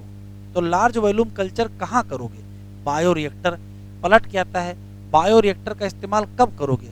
तो कहोगे जब प्रोडक्ट हमको लार्ज स्केल पर बनाना हो। स्मॉल स्केल पर बनाना होगा तो स्मॉल वॉल्यूम चल जाएगा। तो कंटिन्यूअस कल्चर एक अलग कॉन्सेप्ट है और लार्ज स्मॉल एक अलग कॉन्सेप्ट है। लिखो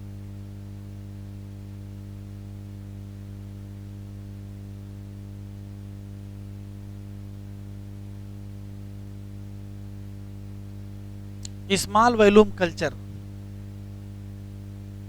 क्या होगा? Small quantity of product. ये कहां मिलेगा? ये लैब होगा, लेकिन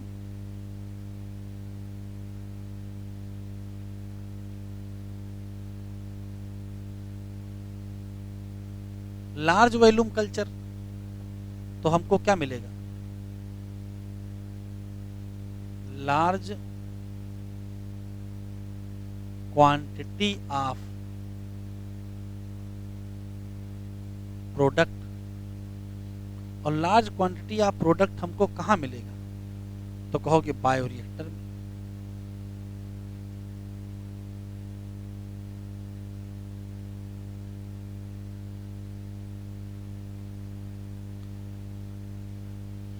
बायो रिएक्टर नीडेड, इनकी आवश्यकता पड़ गई। काहे के लिए? फॉर लार्ज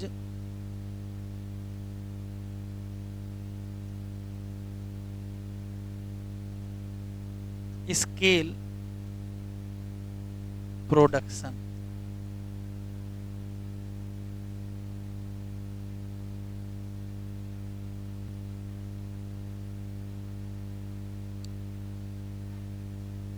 तो कहोगे 100 से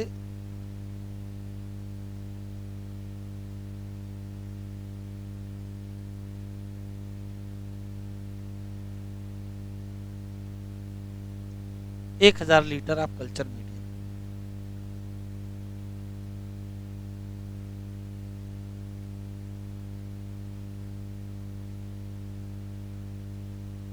साइड हेडिंग बायोरिएक्टर,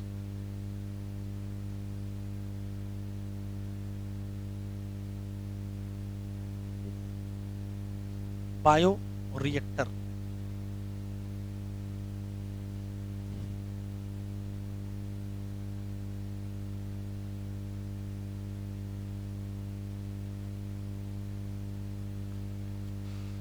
सुन लीजिए क्या है।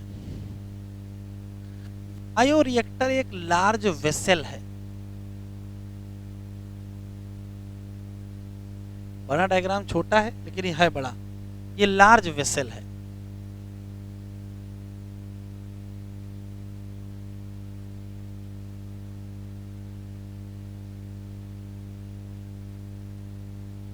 ये एक लार्ज वेसल है जिसकी खास बात यह है कि ये किसी भी रॉ मटेरियल को किसी स्पेसिफिक प्रोडक्ट में कन्वर्ट कर देता है। रॉ मटेरियल को स्पेसिफिक प्रोडक्ट में कन्वर्ट कर देंगे। बस स्पेसिफिक प्रोडक्ट कन्वर्ट करने में जेनेटिकली मॉडिफाइड या डीएनए रिकॉम्बिनेंट होस्ट का इस्तेमाल किया जाएगा। फिर से सुन लेते हैं। यदि ये एक वेसल है जो रॉ मटेरियल को स्पेसिफिक बायोलॉजिकल प्रोडक्ट में कन्वर्ट कर देती है बाई या विद हेल्प ऑफ क्या, recombinant host cell. Recombinant host cell के इस्तेमाल करके किसी रॉ मटेरियल से कोई बायोलॉजिकल प्रोडक्ट, जैसे इंसुलिन बनवाए या एंजाइम बनवाए कोई, तो है तो बायोलॉजिकल ही प्रोडक्ट, कोई लिविंग ऑर्गेनिज्म बना रहा है। बस कैसे फिर ये कर क्या रहे हैं, तो बायोरिएक्टर का असली काम है कि माइक्रोब की ग्रोथ के लिए ऑप्टिमम कंडीशन प्रोवाइड करना, चाहे वो ऑप्टिमम टेम्परेचर हो, चाहे वो ऑप्टिमम पीएच हो, चाहे ऑप्टिमम मिनरल हो, चाहे विटामिन हो, चाहे साल्ट हो, कुछ भी हो, ऑक्सीजन हो, जो मांगे वो दो। माइक्रोब को हर वो चीज देंगे जो वो चाह रहा है, बदले में उससे क्या लेंगे, रॉ मटेरियल को कन्वर्ट करा लेंगे किसी बायोलॉजिकल प्रोडक्ट में। ठीक है, दूसरा सवाल। तीसरा सवाल, मोस्ट कॉमनली यूज बायोरिएक्टर कौन से टाइप के होते हैं, तो कहोगे स्टायरिंग टाइप के होते हैं, और उसके अंदर भी दो कैटेगरीज होती हैं, एक सिंपल स्टायर्ड टैंक बायोरिएक्टर होता है और एक स्पार्क्ड टैंक बायोरिएक्टर होता है। अंतर क्या है भी समझ में आपको आ जाएगा। किसी भी बायोरिएक्टर को देखोगे, कुछ जनरल बातें हैं जो सभी बायोरिएक्टर में पाई जाती हैं। क्या क्या? पहला सरफेस है कि इसका जो बेस होगा वो कर्व होगा। क्यों कर्व होता है? तो आप सोचो, यदि आप इधर से कुछ प्रेस करोगे तो चीजें यहां से ऐसे जाएंगी तो क्या हो जाएगी, मिक्सिंग हो जाएगी। कढ़ाई देखो, कढ़ाई नीचे से गोल होती है, सारे बर्तन नीचे से गोल होते हैं। क्यों?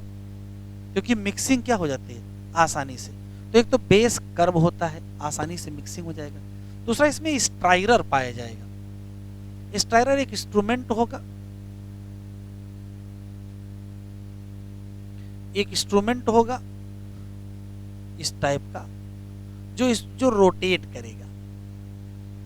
जब रोटेट करेगा तो क्या करेगा, चीजें आसानी से क्या हो जाएंगी, मिक्स हो जाएंगी। इसमें दो और चीजें चाहिए, इसमें कोई न कोई ये सिस्टम होना चाहिए, क्योंकि जब आप चीजों को रोटेट करोगे तो बुलबुले झाग भी तो बनेगा। तो जब झाग बनेगा तो झाग तोड़ने के लिए होना चाहिए, तो कोई न कोई फॉर्म कंट्रोल सिस्टम होना चाहिए। तो बताओ, बुलबुले तोड़ने वाला या झाग तोड़ने वाला जो कॉन्सेप्ट होगा वो कहाँ लगा होगा, वो यहाँ लगा होगा। झाग यहाँ बनेंगे क्या नीचे? झाग तो ऊपर ही बनेंगे ना। तो इसी साल आया था कि फॉर्म ब्रेकर कहाँ पाया जाएगा, तो जहां झाग होंगे वहां पाया जाएगा। और झाग ऊपर होंगे कि नीचे? सबसे ऊपर। तो सबसे ऊपर फॉर्म ब्रेकर होगा। उसके नीचे क्या लगे होंगे, तो उसके नीचे ब्लेड लगे होंगे जो चीजों को क्या कर रहे होंगे, मिक्स कर रहे होंगे। अच्छा, और क्या होना चाहिए इसमें? कोई ना कोई एक ऐसी जगह होनी चाहिए जहां से स्टेराइल एयर को इंटर कर सको। स्टेराइल एयर को इंटर करोगे तो अंदर जाके हो सकता बुलबुले बने, स्पार्किंग। बुलबुले क्यों बनवाएंगे? तो बुलबुले जितने ज़्यादा होंगे सरफेस एरिया उतना ज़्यादा होगा जहाँ ऑक्सीजन ट्रांसफ़र हो सकेगी। मान लेते हैं कि अंदर कोई एरोबिक माइक्रोब है, तो भाई देखिए यहाँ का एरिया तो खुला हुआ है, एटमॉस्फेयर से ऑक्सीजन मिल जाएगी, लेकिन यहाँ तो काफ़ी गहराई में है, यहाँ ऑक्सीजन कम हो जाएगी। तो नीचे से इंटर करेंगे क्या? Sterile air bubble. क्या एयर भी फर्टाइल होती है? हाँ भाई, तो यहाँ स्टेराइल का मतलब है कि उसमें कोई और माइक्रोब नहीं है। कैसे सोच रहे हो भैया, कहाँ से आए हो? है? तो स्टेराइल और फर्टाइल दो प्रकार की होती हैं चीजें, वो नहीं है यहाँ भैया। फर्टाइल हवा कोई नहीं होती है कि हाँ हवा के बच्चे होने लगे हैं। तो स्टेराइल का मतलब है ऐसी कोई हवा जिसमें कोई और माइक्रोब ना हो, ठीक है, वरना वो जाएगा तो वो नहीं मल्टीप्लाई करने लगेगा, ठीक है। तो स्टेराइल होना चाहिए। बाकी और इसमें क्या क्या होना चाहिए? तो भाई कोई टेम्परेचर कंट्रोल सिस्टम होना चाहिए, कोई पीएच कंट्रोल सिस्टम होना चाहिए, कोई सैंपल पोर्ट जहां से निकाल सको, बीच बीच में टेस्ट कर सको कि बना है कि नहीं बना है। तो फार्म कंट्रोल बहुत इंपॉर्टेंट है और स्टेराइल एयर बबल भी इंपॉर्टेंट। हाँ, अगर बबल डाले गए तो बुलबुले बनेंगे। बुलबुले बनने को स्पार्किंग कहते हैं। तो जिसमें स्पार्किंग हो गई वो स्पार्क्ड टैंक बायोरिएक्टर हो गया, और जिसमें स्पार्किंग नहीं की गई वो कैसा होगा? वो सिंपल हो जाएगा। तो इस सिंपल और स्पार्क वाले में केवल इतना ही अंतर है कि स्पार्किंग है कि स्पार्किंग नहीं है। Concept clear? क्या क्या होना चाहिए? नीचे का बेस कर्व होना चाहिए, काहे के लिए? मिक्सिंग के लिए। स्ट्राइरर होना चाहिए जो इवन मिक्सिंग कर सके। इसमें कई और चीजें होनी चाहिए, जिसमें एक एजिटेटर सिस्टम होना चाहिए जो चोजों को हिला सके, एजिटेटर सिस्टम होना चाहिए, टेम्परेचर कंट्रोल सिस्टम होना चाहिए, फार्म कंट्रोल सिस्टम होना चाहिए, पीएच कंट्रोल सिस्टम होना चाहिए, ठीक है। ऑक्सीजन डिलीवरी सिस्टम भी तो होना चाहिए जो ऑक्सीजन डिलीवरी कर सके, और सैंपल पोर्ट होना चाहिए। सिंपल और स्ट्राइर में अंतर क्या है? तो सिंपल वाले में स्पार्किंग नहीं होगी और स्पार्क वाले में क्या होगी? स्पार्किंग होगी। स्पार्किंग का मतलब बुलबुले उसमें डालोगे, और बुलबुले क्यों? ऑक्सीजन का जो सरफेस एरिया वो क्या कर जाएगा? बढ़ जाएगा। लिख लीजिए, छोटा बना लीजिए। तो इसका नाम क्या लिख लें हम लोग? इसका नाम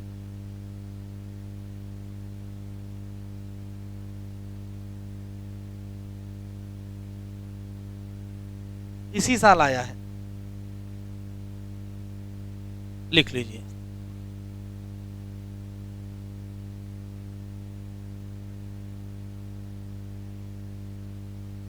any vessel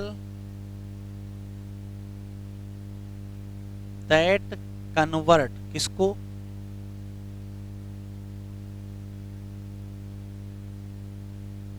raw material into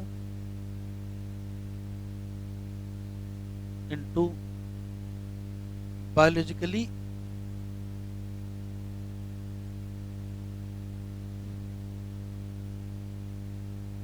convert करना, convert raw material biologically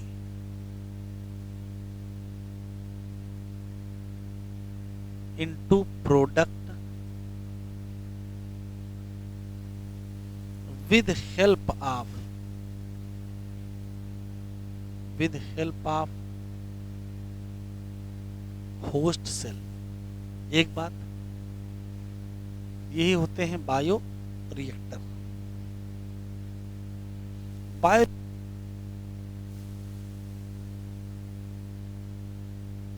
provide करते हैं क्या? Optimum condition for growth of host cell. अब ऑप्टिमम कंडीशन में क्या दोगे? तो बहुत कुछ है, वो चाहे टेम्परेचर हो, चाहे पीएच हो, चाहे साल्ट हो, चाहे विटामिन हो, चाहे न्यूट्रिएंट हो, वो डिपेंड करेगा सबकी अलग अलग ऑप्टिमम कंडीशन। तो बायोलॉजिकली कन्वर्ट करोगे मटेरियल को। Most commonly used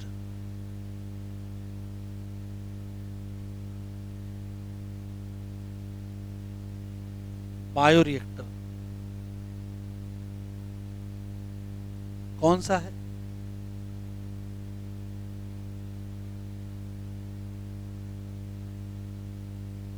steering type है, जो कि भी दो टाइप के होते हैं। एक होता है simple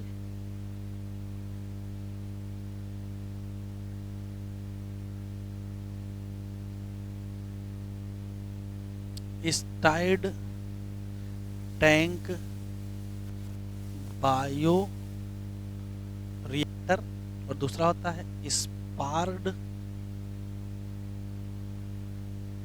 स्टाइर्ड tank bio reactor. Simple होता है, स्पार्क्ड होता है। ये जो स्पार्क्ड वाला होता है ये विशेष है। इसकी क्या खास बात है? एयर बबल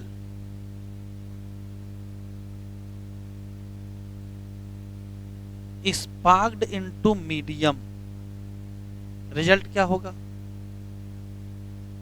बढ़ जाएगा। क्या? Surface area for oxygen exchange.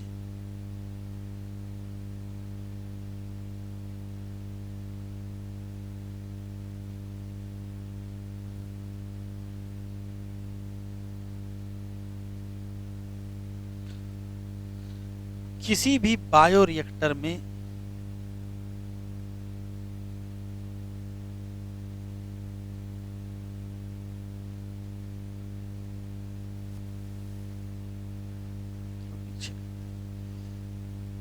क्या क्या होगा? तो कर्व बेस होगा जिससे मिक्सिंग होगी, स्ट्राइरर होगा जिससे इवन मिक्सिंग होगी, और क्या होगा? बहुत सारी चीजें होंगी। इसमें एजिटेटर सिस्टम होगा, फार्म कंट्रोल सिस्टम होगा, टेम्परेचर कंट्रोल सिस्टम होगा, पीएच कंट्रोल सिस्टम होगा, और ऑक्सीजन डिलीवरी सिस्टम होगा, और सैंपल पोर्ट होगा। पूछा गया सवाल एक बार आया है, क्या क्या नहीं होता है? नहीं, इसका मतलब जो होता है वो होता है।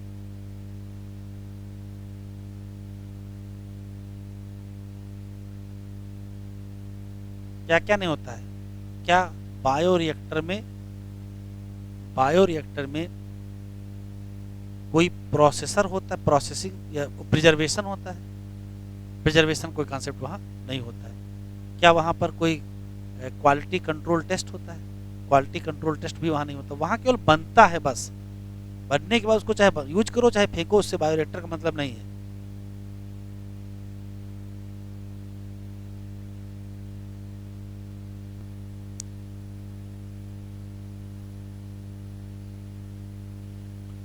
बायोरिएक्टर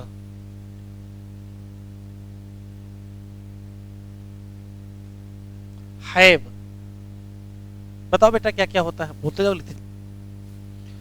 तो पहले बात तो कर्व बेस होता है। क्यों? Help in mixing of medium, mixing में थोड़ा आसानी रहेगी नीचे अगर कर्व होगा तो। दूसरा क्या होता है? स्ट्राइरर होता है।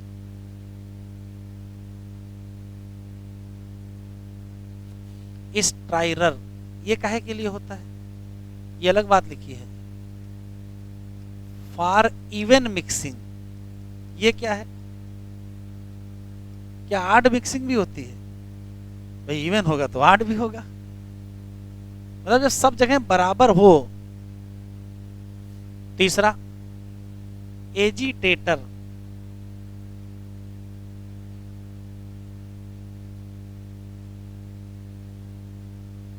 एजिटेटर मतलब हिलाते डुलाते रहो, बैक्टीरिया को सोने ना दो, ये काम करते रहो। अगला ऑक्सीजन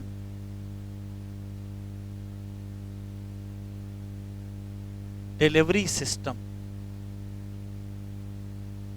और टेम्परेचर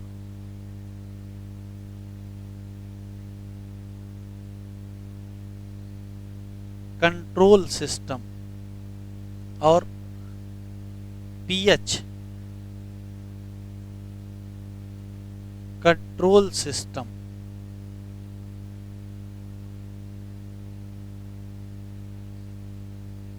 और बताओ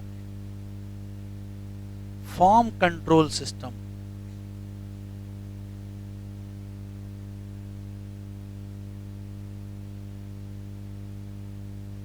इसी को कहेंगे फॉर्म ब्रेकर।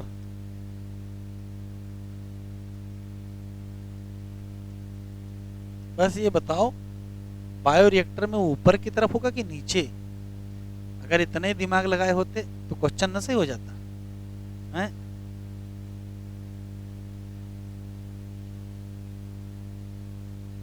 कुछ लोग झाग नीचे बना रहे थे हैं?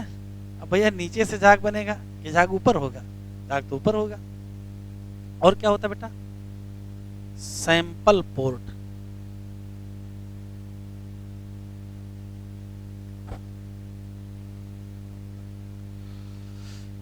एक और लिखा दे रहा हूं, स्पार्गर। ये क्या है? जो स्पार्गिंग करे।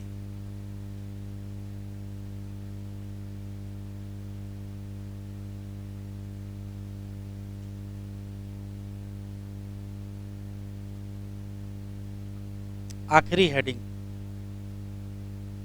डालू।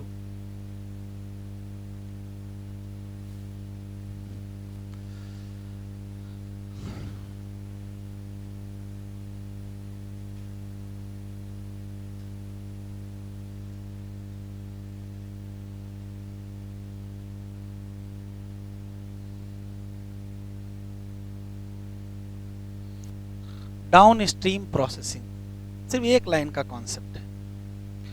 बायोरिएक्टर में किसी भी होस्ट सेल को मल्टीप्लाई करके आपने लार्ज अमाउंट में प्रोडक्ट बना लिया।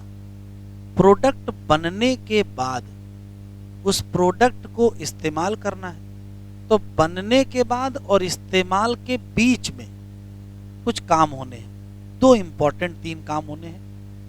एक तो इसका प्यूरिफिकेशन करना है, प्यूरिफिकेशन, और प्रोडक्ट को सेपरेट भी करना है मीडियम से। तो सेपरेशन करना है मीडियम में। भाई मीडियम में तो न्यूट्रिएंट मीडियम में अमीनो एसिड डाले होंगे, तो जब बन के तैयार होगा तो उसमें से प्रोटीन आपको अलग भी तो करना होगा। तो प्रोटीन सेपरेट करो, फिर उसको प्यूरिफाई करो, 2 काम। तीसरा प्रिजर्वेशन भी तो करना पड़ेगा, नहीं तो खराब हो जाएगी सारी मेहनत। तो सेपरेशन करना है, प्यूरिफिकेशन करना है, प्रिजर्वेशन करना है। मान लेते हैं कि आपने कोई दवा बनाई है, तो मार्केट में जाए और लोग उसका इस्तेमाल करें, उससे पहले उसका क्लिनिकल ट्रायल भी होना चाहिए। दवा नुकसान तो नहीं कर रही है, ठीक? जैसे वैक्सीन बनाई गई तो पहले ट्रायल होता है, तो क्लिनिकल ट्रायल होगा। अगर उसमें सक्सेस रहा तो अलाउ करेंगे। पैकिंग भी होगी, मार्केटिंग भी होगी। तो प्रोडक्शन से और मार्केटिंग के बीच में जो है उसको क्या कहते हैं? Down stream.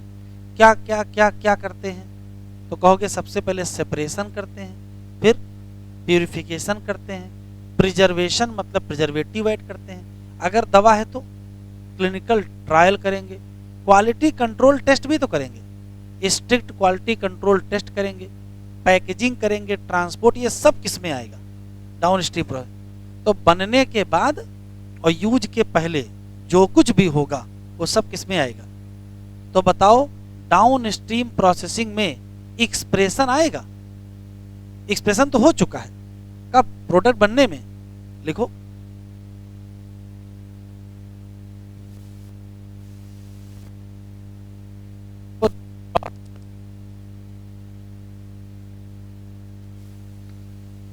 फ्रॉम, या फ्रॉम नहीं, after, after process, after manufacture,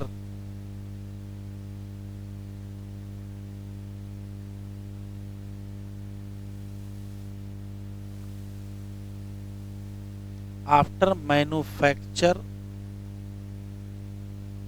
of product to marketing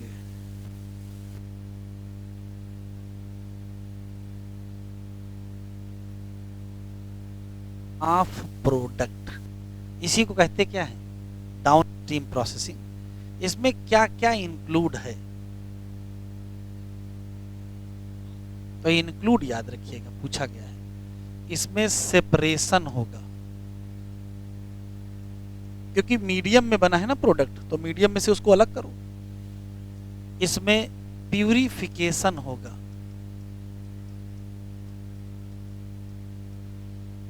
इसमें प्रिजर्वेशन होगा। प्रिजर्वेशन क्या है, तो ऐड करोगे सुटेबल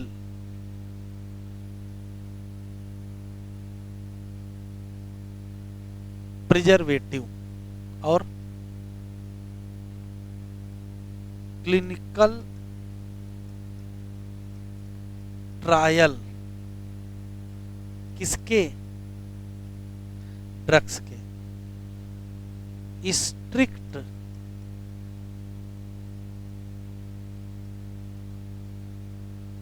क्वालिटी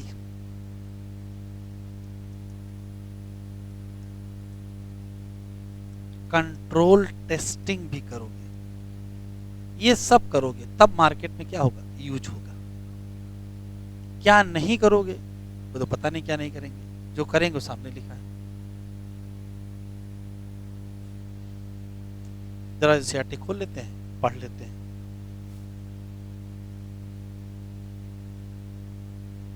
सब बिल्कुल कैलकुलेटेड था कि कितनी देर तुम लोग को कहानी सुनानी है, उसका भी टाइम था।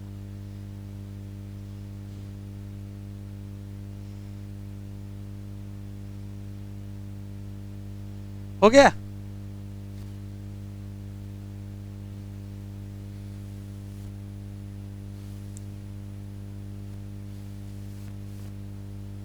टेनिंग फॉरेन जीन प्रोडक्ट, विदेशी जीन से नहीं बना है, जीन अपना ही है। When you insert a piece of alien DNA into a cloning vector और ट्रांसफर कर दो किसमें, बैक्टीरिया या प्लांट या एनिमल सेल, एलियन डीएनए को क्या करना चाहिए, मल्टीप्लाई करना चाहिए। सभी रिकॉम्बिनेंट टेक्नोलॉजीज का अल्टीमेट एम क्या है, बनाना है क्या, protein.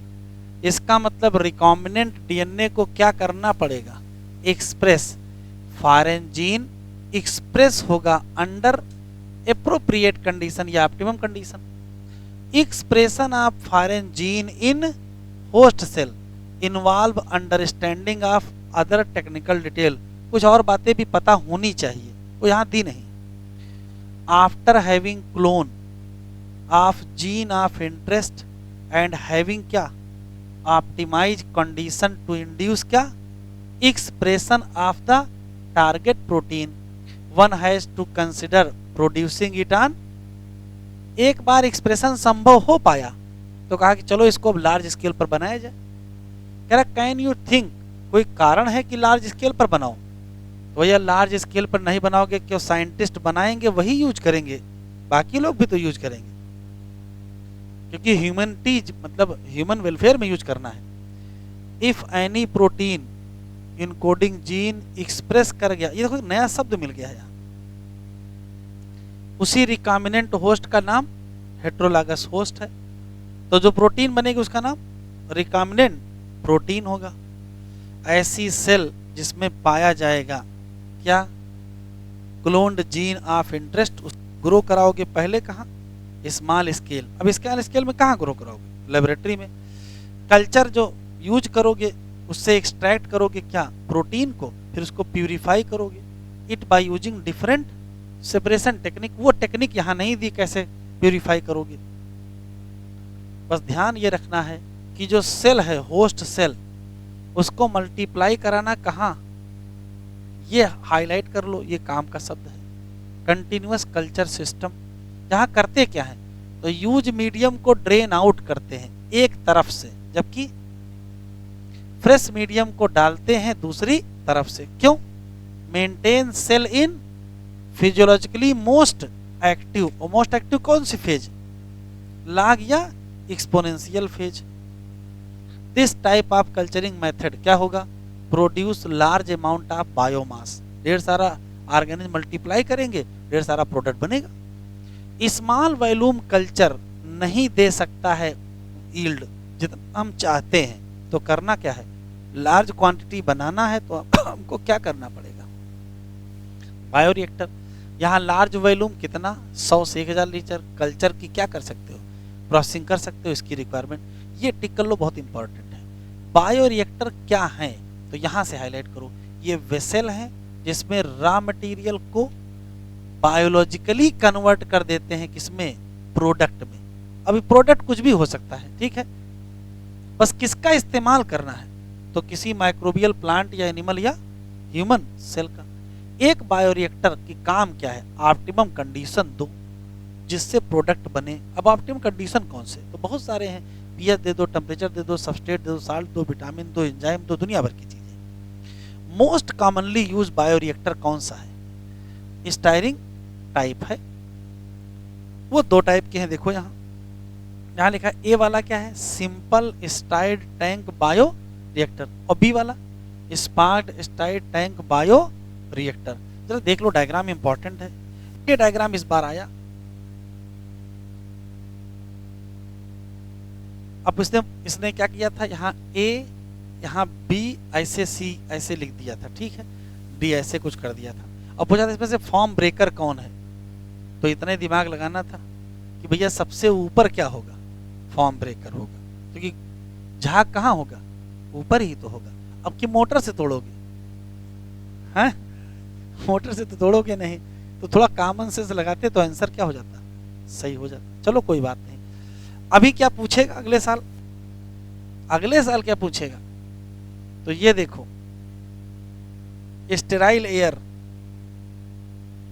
Acid base pH control यहां है। स्टीम दिया गया है, स्टरलाइजेशन की कोई। देखिए मैंने शुरू में पढ़ा था हम लोग कि असली खेल बायो प्रोसेसिंग है, जिसमें स्टेराइल कंडीशन बनाए रखना बहुत टफ टास्क है, कोई और माइक्रोब यहाँ ग्रो ना करने पावे। ये मोटर लगा दी गई है, फॉर्म ब्रेकर है, ये फ्लैट ब्लेडेड है, इम्पेलर जो घूमता रहेगा, और कल्चर ब्रॉथ है। तो यहाँ जो भरा हुआ है वो कल्चर ब्रॉथ है। इसमें देख लो, यहाँ ये जो घूम रहा है ये स्टायरर है, ठीक है। और देखो क्या है? Bubble dramatically increase oxygen surface area. यहाँ देखो बबल बढ़ गए हैं, तो जो स्पार्किंग है, बुलबुले, जैसे एक्वेरियम होता है उसमें बुलबुले बनाने वाली मशीन नहीं लगी होती, बिल्कुल वैसे यहाँ भी लगी है, बुलबुले बनाती रहती है। एक्वेरियम में बुलबुले काहे बनाते हैं? तो फिश को ऑक्सीजन मिलेगी नीचे। स्टाइर्ड टैंक रिएक्टर यूजली है कौन सी सरफेस? सिलिंड्रिकल या कर बेस पर्पज। और स्ट्राइरर क्या करता है? फैसिलिटेट करता है कौन सी? मिक्सिंग। साथ में ऑक्सीजन अवेलेबिलिटी थ्रो आउट पूरे भर में हो जाएगी। Air can be bubble, alternatively लिखा है, रास्ता है कि एयर को बबल कर सकते हो in the reactor. If you look at the figure closely, आपको दिखाई, कह रहा देख लो ध्यान से, तभी देखे नहीं क्लोजली। क्या कि bioreactor has an agitator system, oxygen delivery system, और foam control system, temperature control system, pH control system, and sample port downstream. After completion the biosynthetic stage, मतलब प्रोडक्शन हो गया उसके बाद, product has to subjected to through series of process. इन्हीं process का नाम downstream processing. किसके पहले? बिफोर रेडी फॉर मार्केटिंग, बनने के बाद, मार्केटिंग के पहले। प्रोसेस में क्या क्या होगा हाईलाइट करो। सेपरेशन, प्यूरिफिकेशन, दो मेन प्रोसेस। सुटेबल प्रिजर्वेटिव, अगर फार्मुलेशन में कोई ड्रग है तो क्लिनिकल ट्रायल, और स्ट्रिक्ट क्वालिटी कंट्रोल। ये सब किस में आएगा? डाउनस्ट्रीम। कल हम लोग पढ़ेंगे नया चैप्टर।